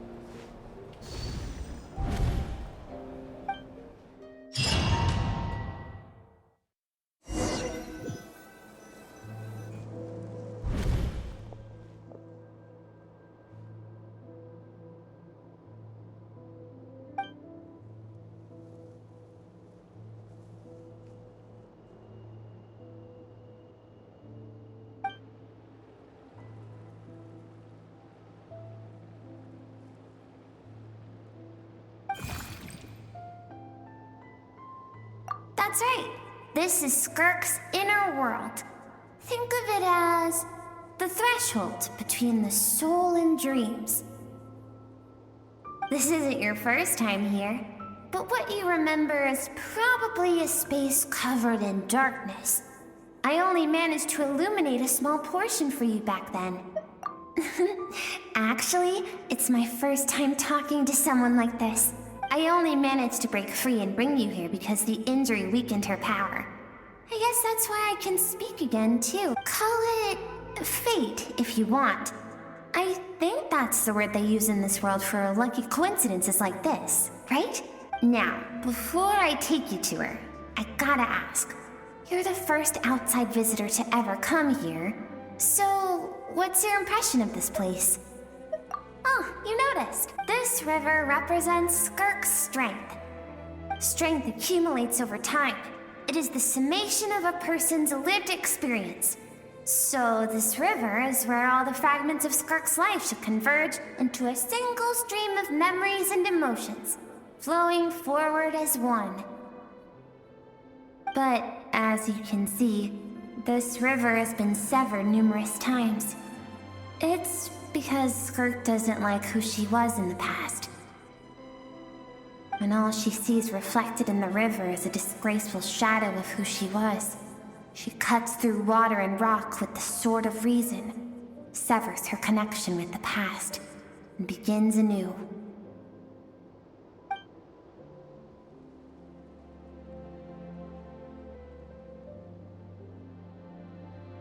You must learn to shut out all the pointless emotion.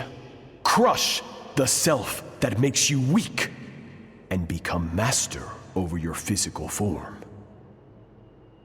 This isn't my first taste of failure or losing power. When you fall, you get back up again and become stronger. That's how it is.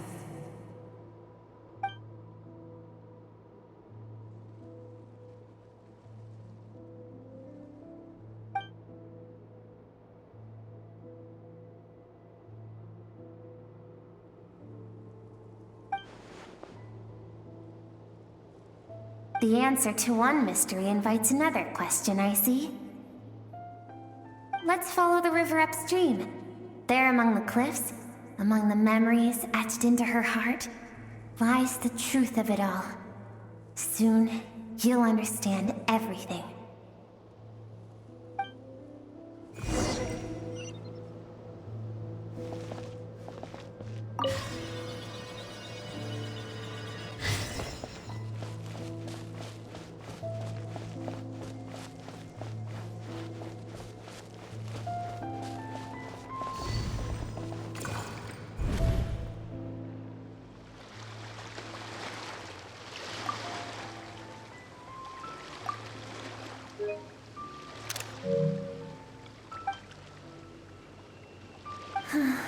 I've always thought that, even when falling leaves don't come from the same tree, they can still form bonds of kinship when they meet. Like meteors, you both made a journey through the stars. Both travelers who have landed on a planet that is not your home. Yet, when she first noticed your presence, although she hesitated for a moment, she still chose to walk away. Indifferent as ever.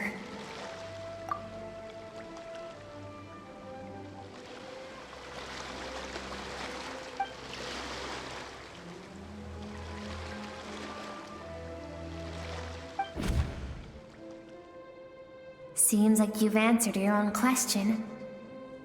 Skirk sees herself as a trespasser in this world. She's made a conscious choice to avoid altering its path. But the reason for that decision stems from events much earlier on in her life. Let's keep going. It's still a long way to the source of the river.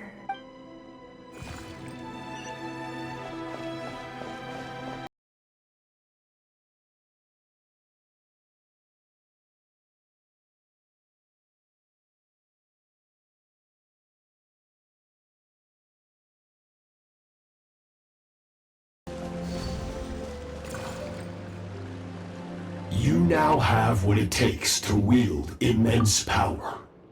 From this day forth, I shall teach you no more.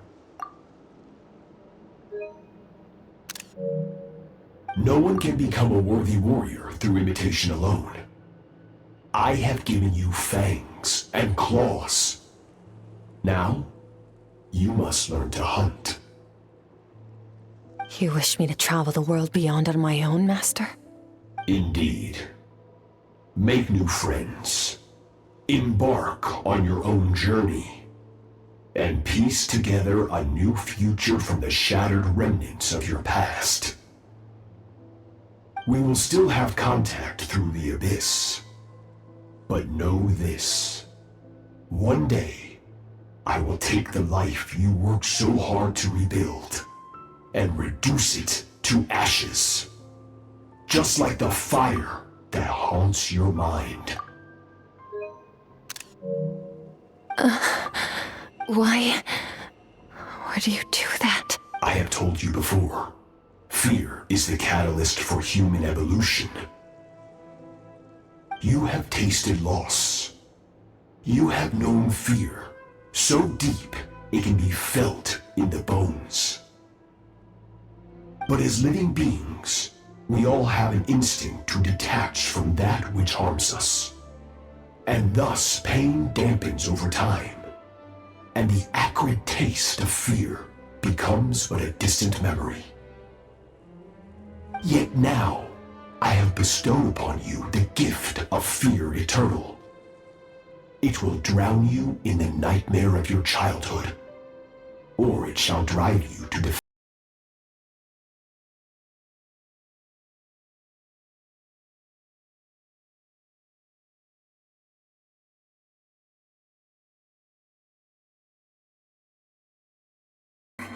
The foul Sertology looked like at one point in time.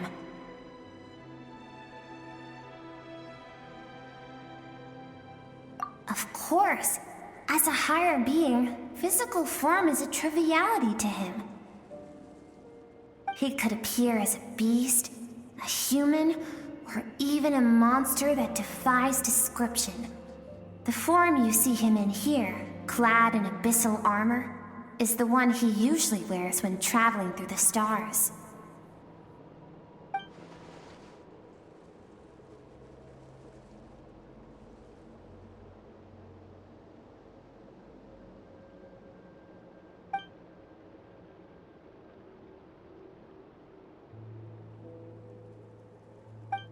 For certain reasons, I need to bridge the power gap between me and my master as quickly as possible.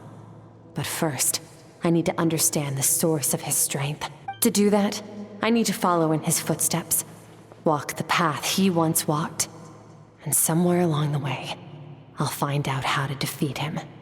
That is my sole focus and purpose.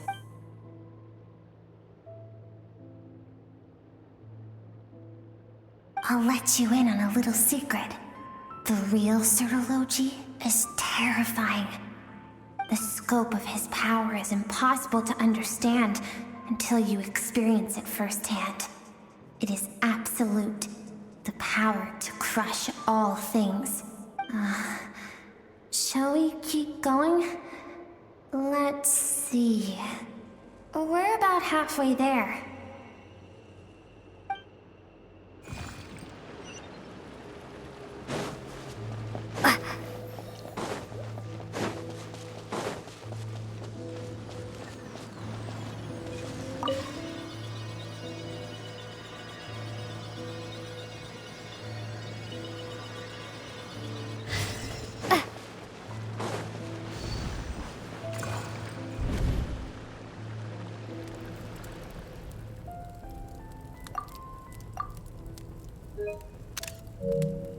We've made it quite a ways already. This is Skirk, when she first began training under Sertology. I have set your broken wrist. Tomorrow, you're to train twice as hard. No tears this time. Good. Attempting to garner sympathy through tears is a habit of the weak. A pitiful, useless ploy. Can I ask a question, Master? Why did you save me? I keep thinking, maybe it would be better if I had died. I wouldn't be haunted by that fire all the time. I wouldn't have to go on like this. I saved you because I have a plan for you. It has been too long since I fought a battle that demanded my full strength, and I hunger for it. Every so-called genius and prodigy I have faced has crumbled like sand underfoot. Before me, even fate bends the knee. So, I will teach you everything I know. Train you by whatever means necessary, in the hope that one day, you might surprise me. But I don't want to draw my sword against you, Master. What you want matters little. Among the boundless sea of stars, the cries of the weak are but faint murmurs that disappear into the void. You of all people know that well. Yes, Master. From that day forward, all she knew was grueling training, emptiness, and fatigue. After some time, her talent bloomed, and she gained control over her emotions, like her master. How should I put it? It was not that human emotion disappeared from her heart, but that reason came to dictate all she was allowed to feel. I suppose it was at this point that she became the Skirk you know today.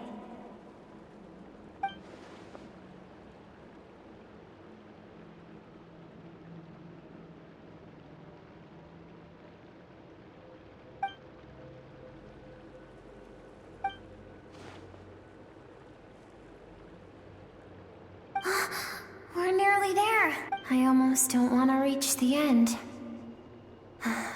Well, shall we? This is the final stretch.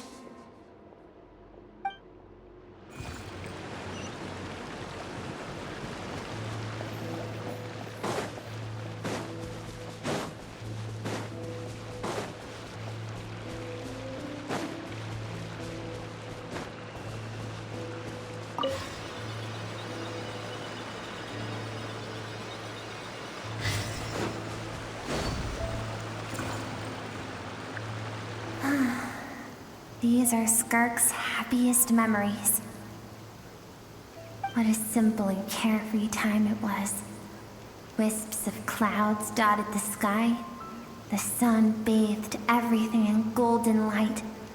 And when song filled the air, not even the shyest of flowers could resist swaying along.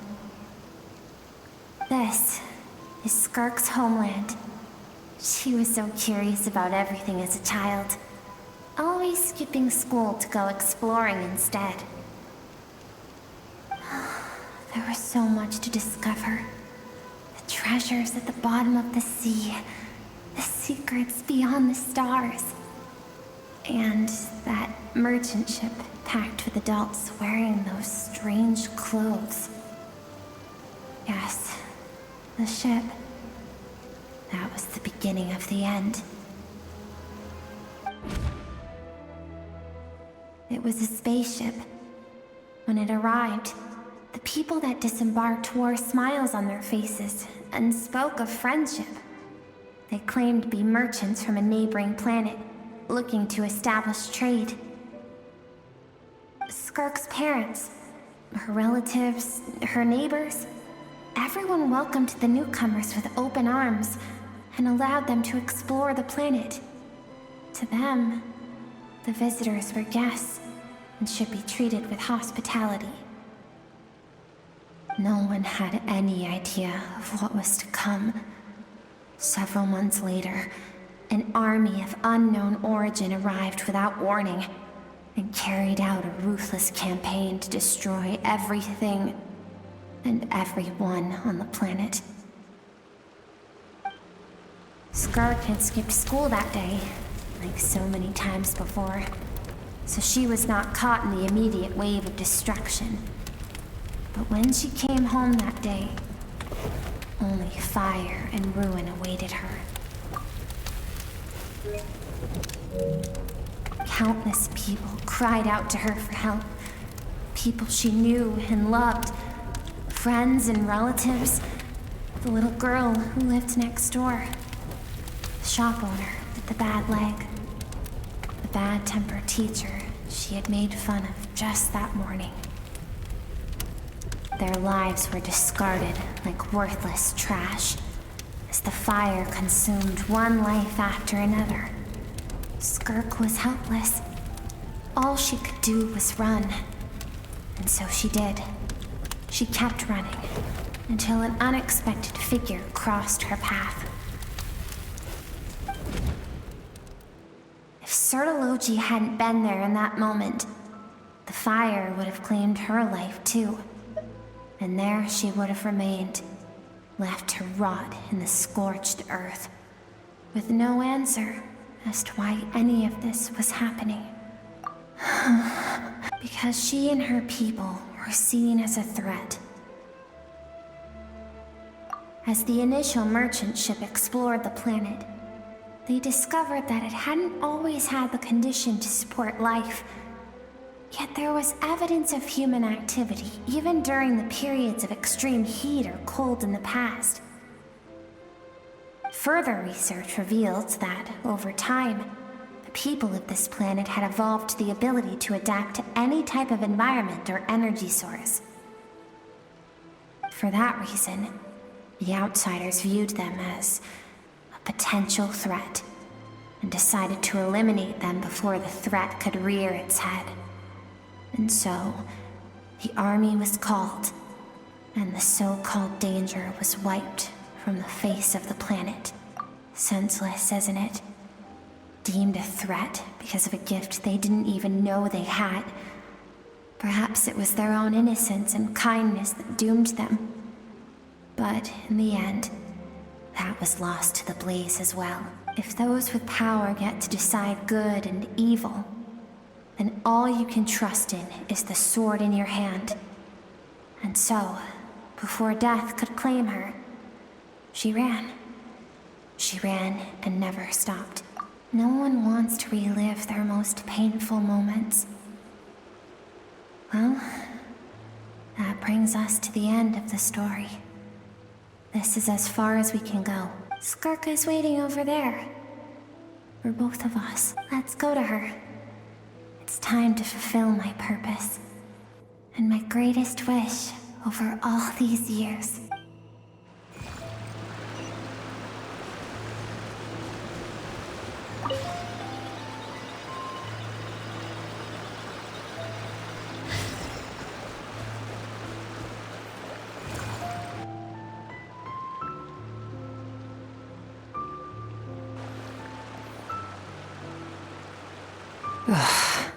So all this, just so you could bring her here? I have things to say to you. Well, to me. I want someone to witness our reconciliation, even if it takes an argument to get there. And she is the best choice in this moment. Her suppressed emotional self. The version of herself she keeps locked in the recesses of her mind. Stifled by reason. All those rejected impulses. Those discarded aspects of your past selves. They are a part of me now. I am who you used to be. Someone you have refused to face for too long. So, I came to face you instead. You're wrong. I've faced you all along. And that's exactly why I keep you locked here. Your existence makes me weak. Moments of joy and longing are when we are most vulnerable. Don't forget, it was a penchant for goodness over reason that doomed our homeland in the first place. The vastness of the universe renders everything insignificant. Our feelings most of all. Even so, learning from the mistakes of the past doesn't have to mean erasing everything. Strip yourself of your so-called weaknesses. Emotions like kindness and empathy. And what makes you any different from the ruthless soldiers who slaughtered our people? The difference is that I'm doing what is right, what is necessary. I allow you to exist, but with limited freedom. That is the greatest kindness I can offer. I have shouldered everything you couldn't carry. I rose above the numbness and emptiness, and it was cold, unfeeling reason that brought me this far. It made me who I am. It made me strong. That is the problem. I want to shoulder those things together on the grand scale of the entire universe. Maybe our feelings are vanishingly small, but why should that mean they don't matter? Emotions ocean gives warmth to the cold expanse of space. It gives meaning to the world around us. Think back to those nights of gazing at the stars, those afternoons of exploring the unknown. Think back and let them grant you peace. A brief respite from the pressure you put on yourself. That isn't what we need. It's exactly what we need. Aren't you curious about why recovering your strength has taken longer than normal this time? Finally, you get to the important part. That is the only answer I came here to find. Then look around. Look at your inner world. You cast aside your dreams and curiosity. And in doing so, you lost your original motivation. You severed all connection to who you used to be, so you can no longer draw strength from your past. Now, the only things driving you forward are fear and survivor's guilt. But these cannot take you far enough. And so, this river, the source of your strength, grows more polluted by the day. And you think that means I should seek help from a weak little thing like you?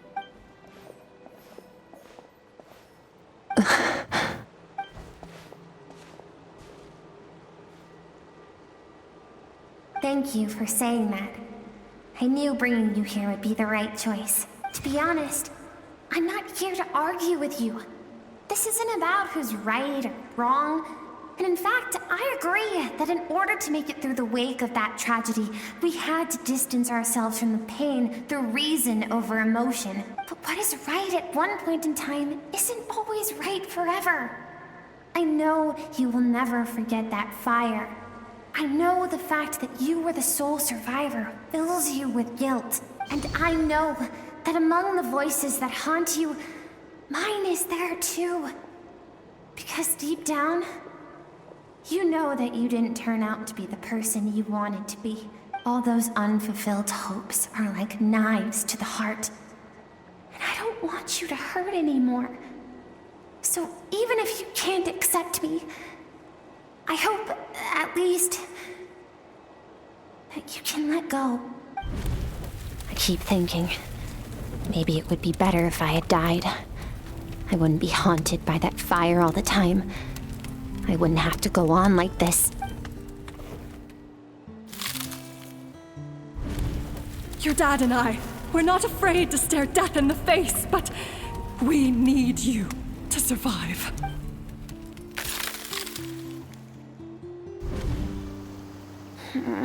I'm sick of being a kid. There's so many amazing things out there, and I'm ready to see them all.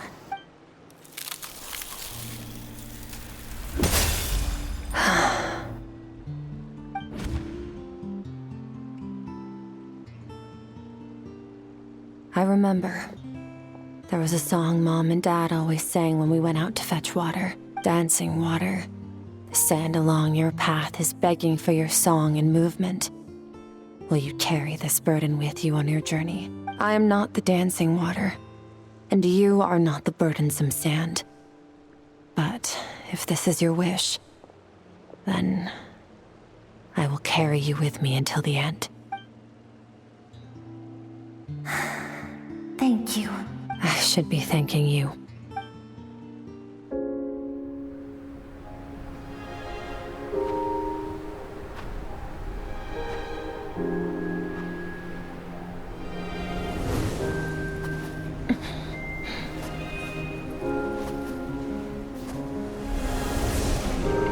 Run, Skirk, run! Remember, leave no one alive!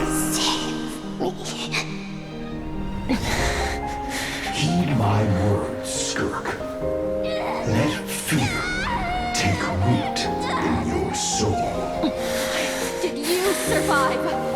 Why was it only you? Skirk, did you become a positive light in this world?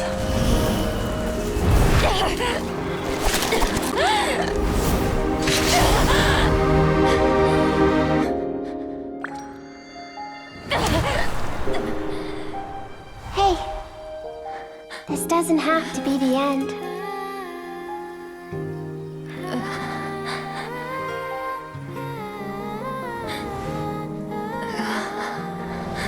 Life is a gift. Don't let darkness claim it.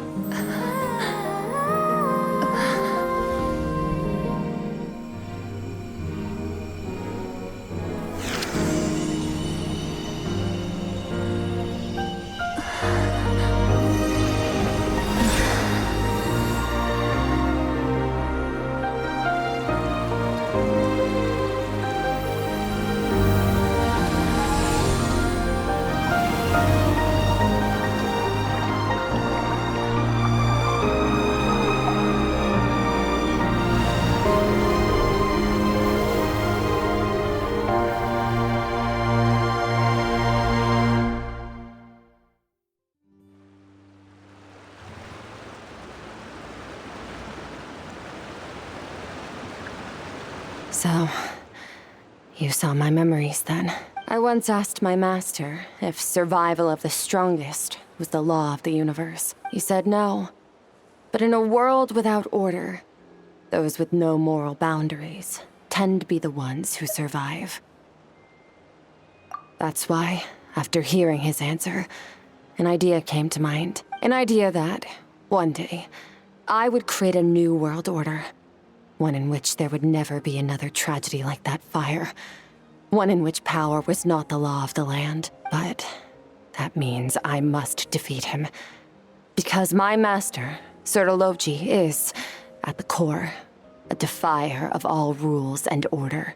Yes, and not just because of the gap in our abilities, but also because I have no reason to see him as an enemy. Although his decision to train me was not made out of kindness, he did everything a master should. He saved my life, taught me the sword and the principles of strength. And for that, I respect him. I know. And it's not something I want. But Master never goes back on his word. I have to treat everything he says as a promise. He's no longer into that. But he sends me messages through the abyss every now and then. Most of them are simple greetings, or an answer to one of my questions. Every time I hear from him, my heart skips a beat. And I wonder if this is the moment where he'll finally appear before me and tear down everything I've built to pieces. Maybe that means I do live in eternal fear, just like he said. Yes, I respect him, but I'm also afraid of him. And for that reason, the pursuit of strength consumes every moment of my life. I don't know what Master has planned, but I have to be ready. Help me? Why? This isn't your fight.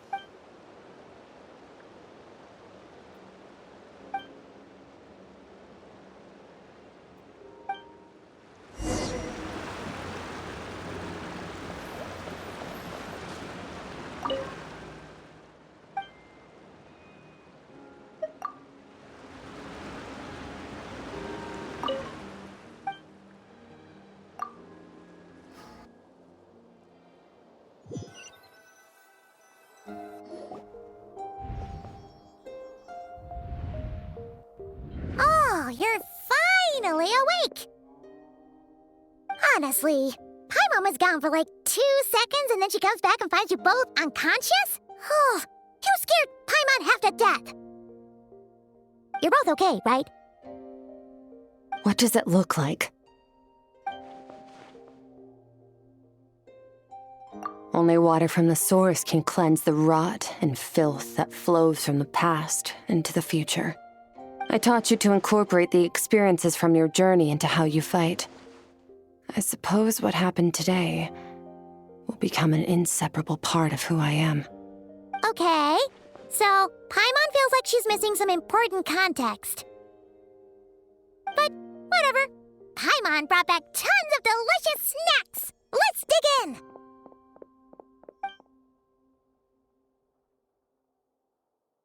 All right. It's about time we finished what we started. We're gonna deal with this thief for good, right? This time, I'm not going to tell you to hold back. But having digested even more power in the meantime, he's going to be tougher than before. The good news is, we have no reason to pull our punches this time. So, let's go. Same place as last time.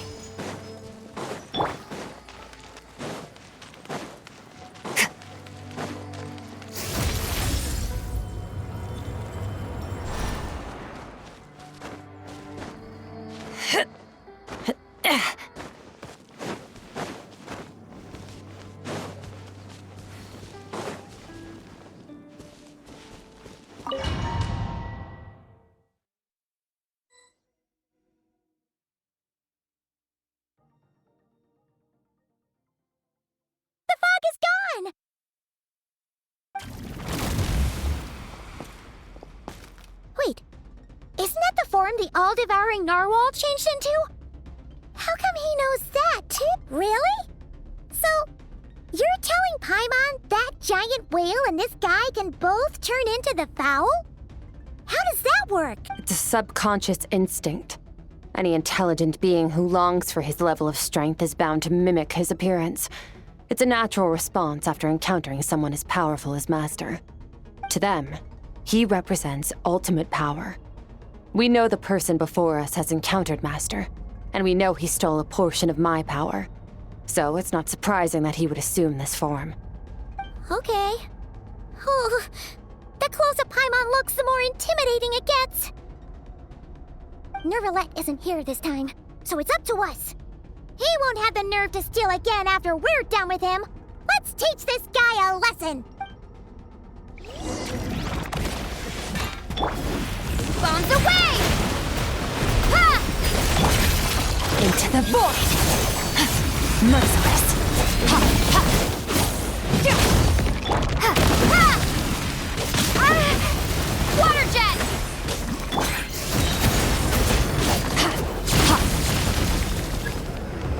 Haven't forgotten your training, I hope.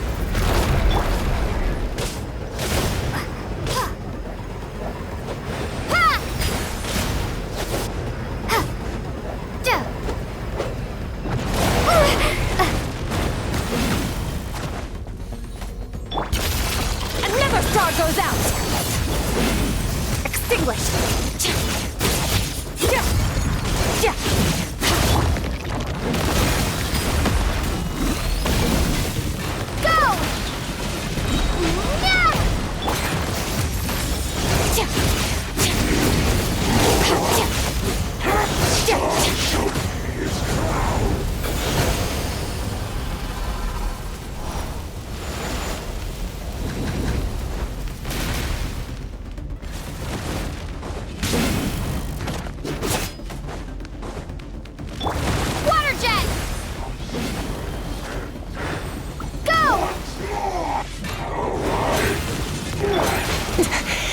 I like it. Annihilate. Ha!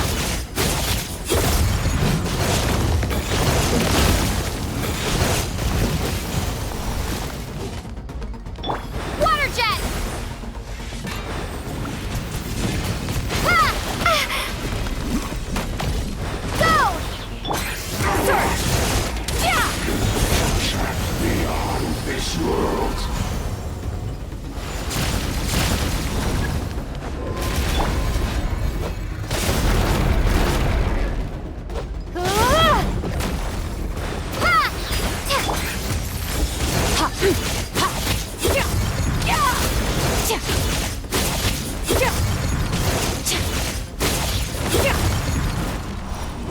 Bombs away! Once more!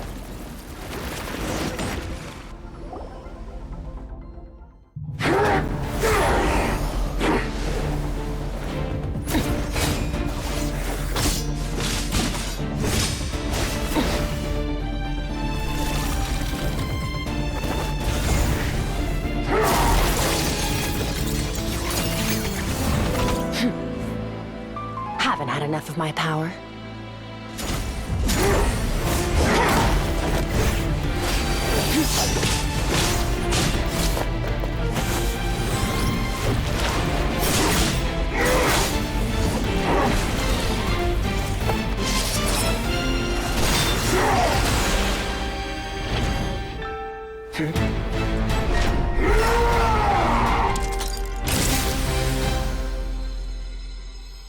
Well then, let's see how much more of this power you can handle.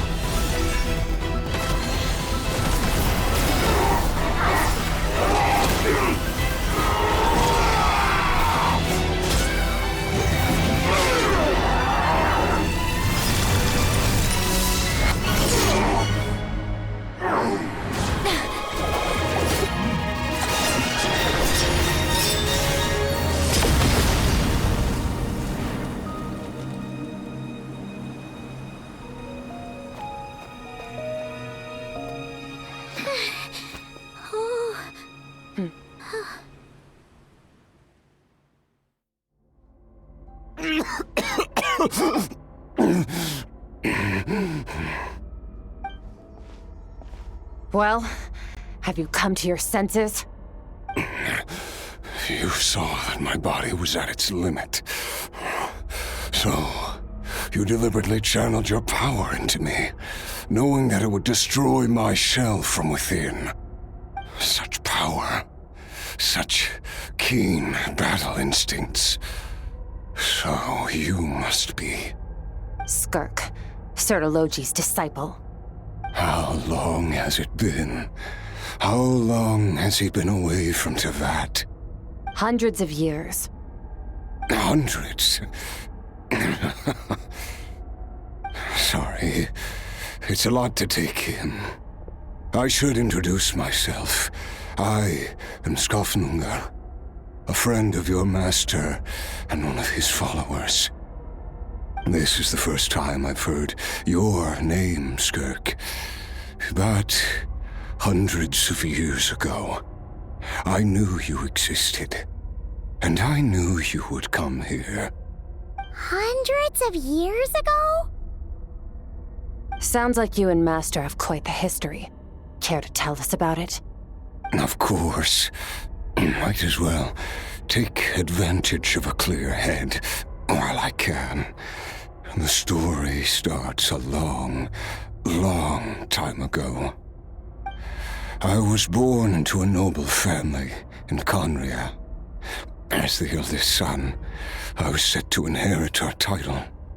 But I contracted an incurable illness as a child, and everyone gave up on me. I trained the sword harder than anyone else, defeated all of my peers. But it was all in vain. When other people looked at me, all I saw in their eyes was pity or a strange glee in my misfortune. Even my parents were just waiting for me to die. Over time, my heart hardened, and I became aimless.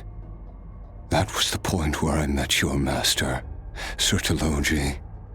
We were similar in age, but different in background. He was born in prison, the son of criminals who had been sentenced to death. He spent his childhood wandering the streets, facing more criticism than the literary works in the Universitas Magistrorum. Yet, he always wore a smile on his face, as if kindness and malice were one and the same, and he could not see the difference. I still remember what he said to me when we first met. You need to fight to survive. Even if it's a losing battle, it should light a fire under you.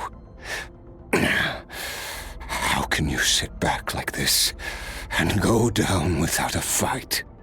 That does sound like something he would say.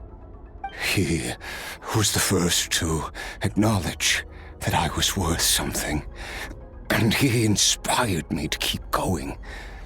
When we sparred together, it was the first time I'd actually felt the thrill of combat. When I was 10, he stole forbidden research materials and managed to cure my illness. It was like there was nothing in this world he couldn't accomplish. When it came to the human form, he was always intent on pushing the boundaries of possibility. But somewhere along the way, I fell behind. My talents were nothing compared to his, and at some point, I realized he had pulled so far ahead, I was too embarrassed to even ask him to spar. After his grand endeavor was successful, he sought me out and said to me, "This planet no longer holds anything of interest to me, so I'm leaving. But first, I have an offer. I can use a power I have just refined to break the curse of immortality for you." Your death was once what we worked so hard to prevent. But the immortality you now face is a different kind of pain altogether. I'll pass.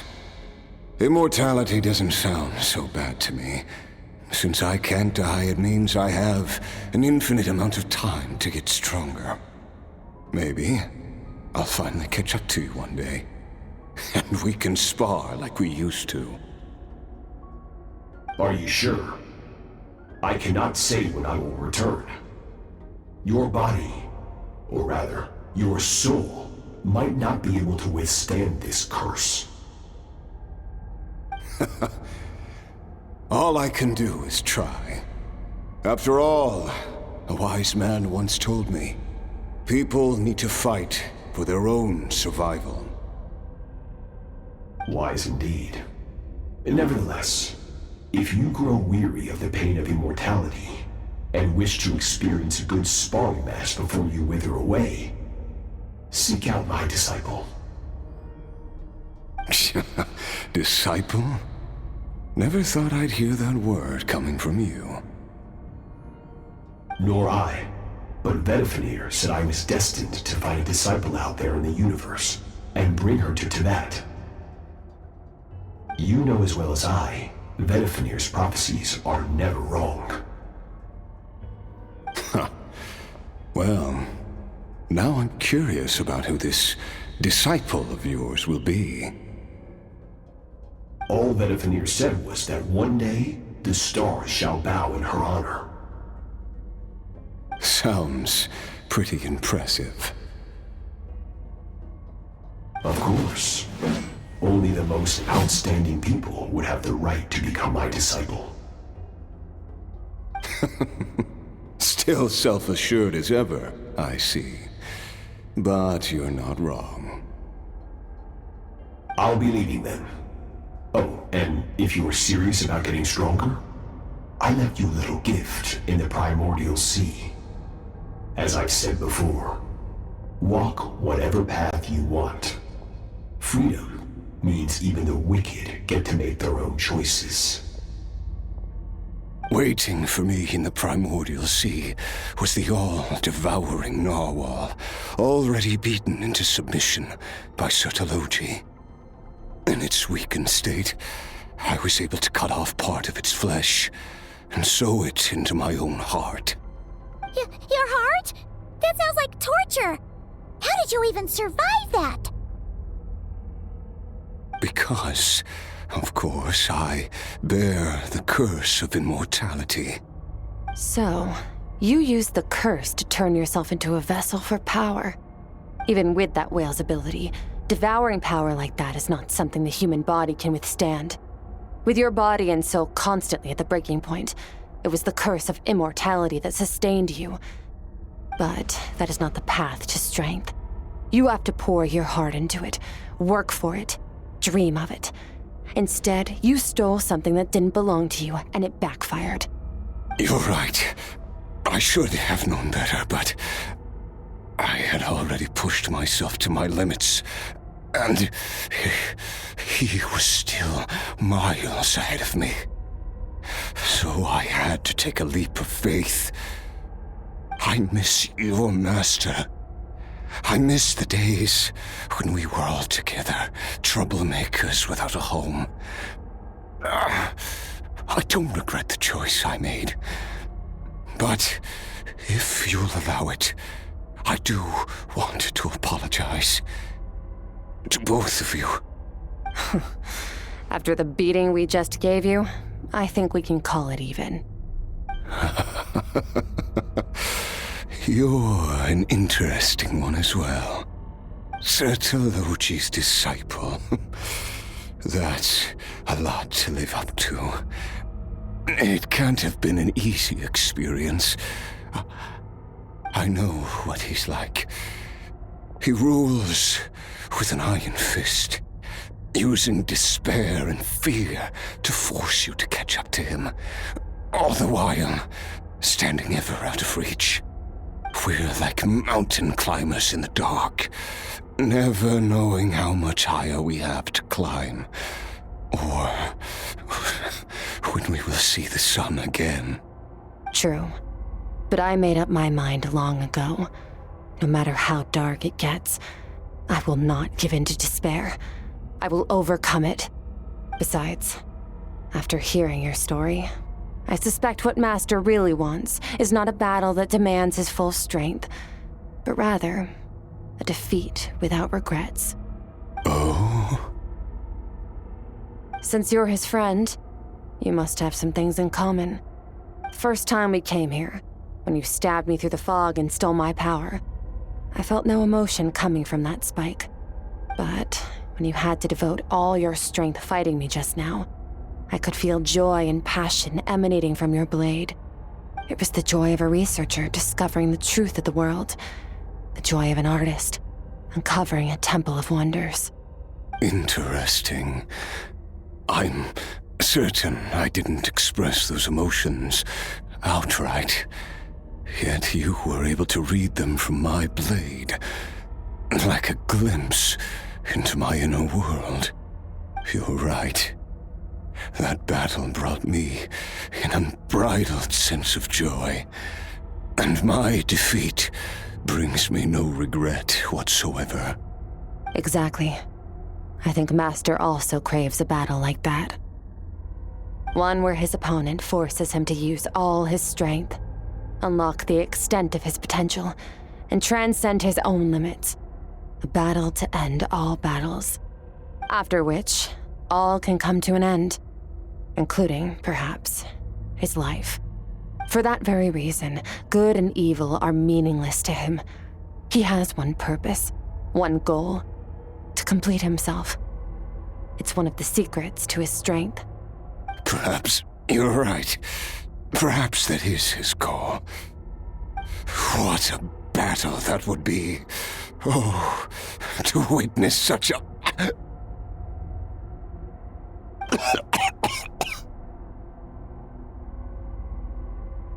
Are you okay?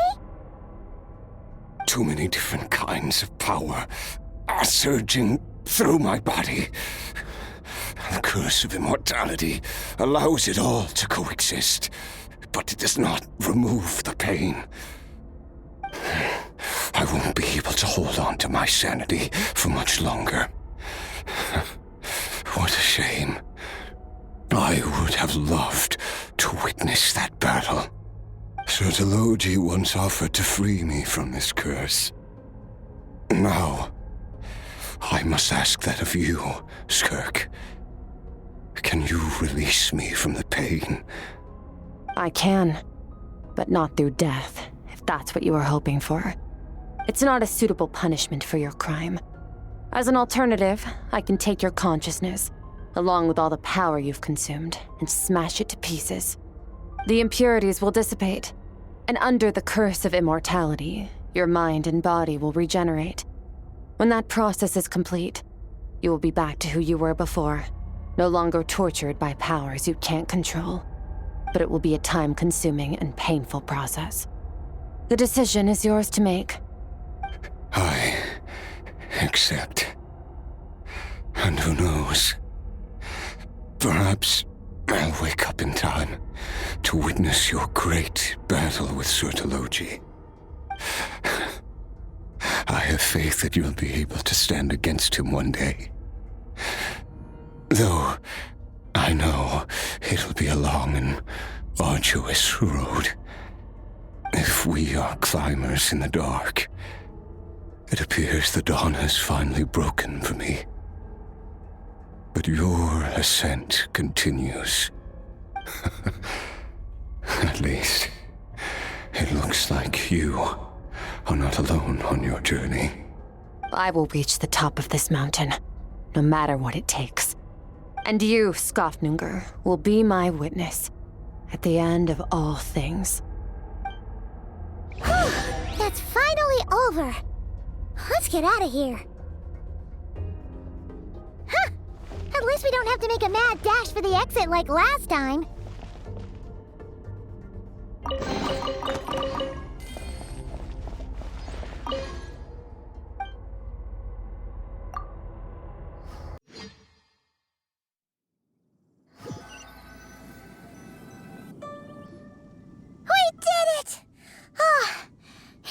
been a few days, but it feels like forever. Once again, we've proved there's nothing we can't overcome. We're just that awesome. Wow, you sound even more confident than usual. Guess you really have become stronger. Today sure went by fast. It's night already. Oh wait, that reminds Paimon. The stars you mentioned, the ones that died out, are they back now? Yes. The power Skafnungur stole has been returned. So, the stars have regained their light. Great! Huh, it's crazy that you even noticed their light was gone. There are so many stars in the sky. If a few disappeared, Paimon definitely wouldn't be able to tell. I suppose it's because I have gazed upon this sky for centuries. The false stars, hanging in the meticulously planned sky, glittering with rotten light. It's not real. And yet, it is for that very reason that I can look upon it and enjoy the momentary peace it brings. Even the most beautiful of bubbles has to burst.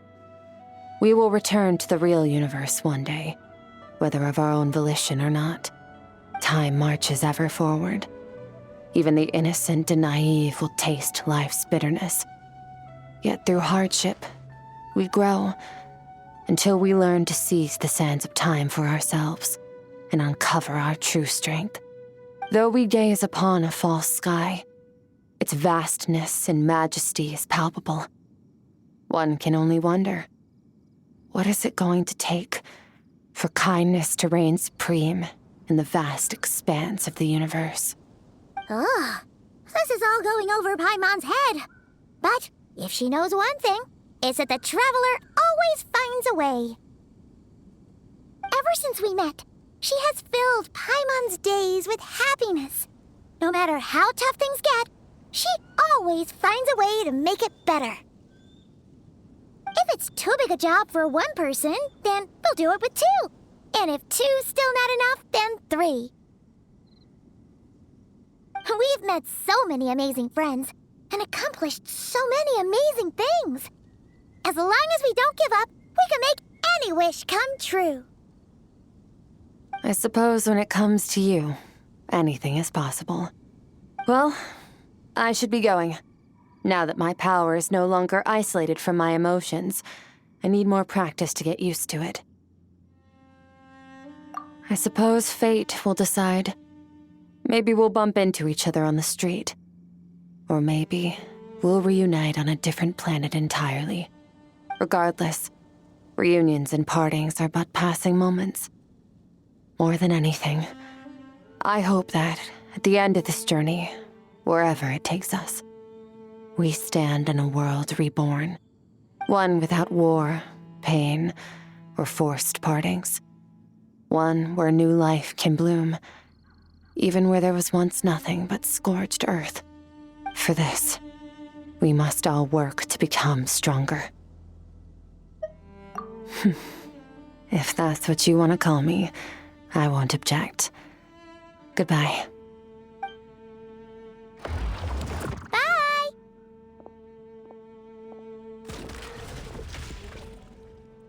Is it just Paimon, or is she being nicer than before? We definitely count as friends after all that, don't you think? Hey, what do you think about camping here tonight?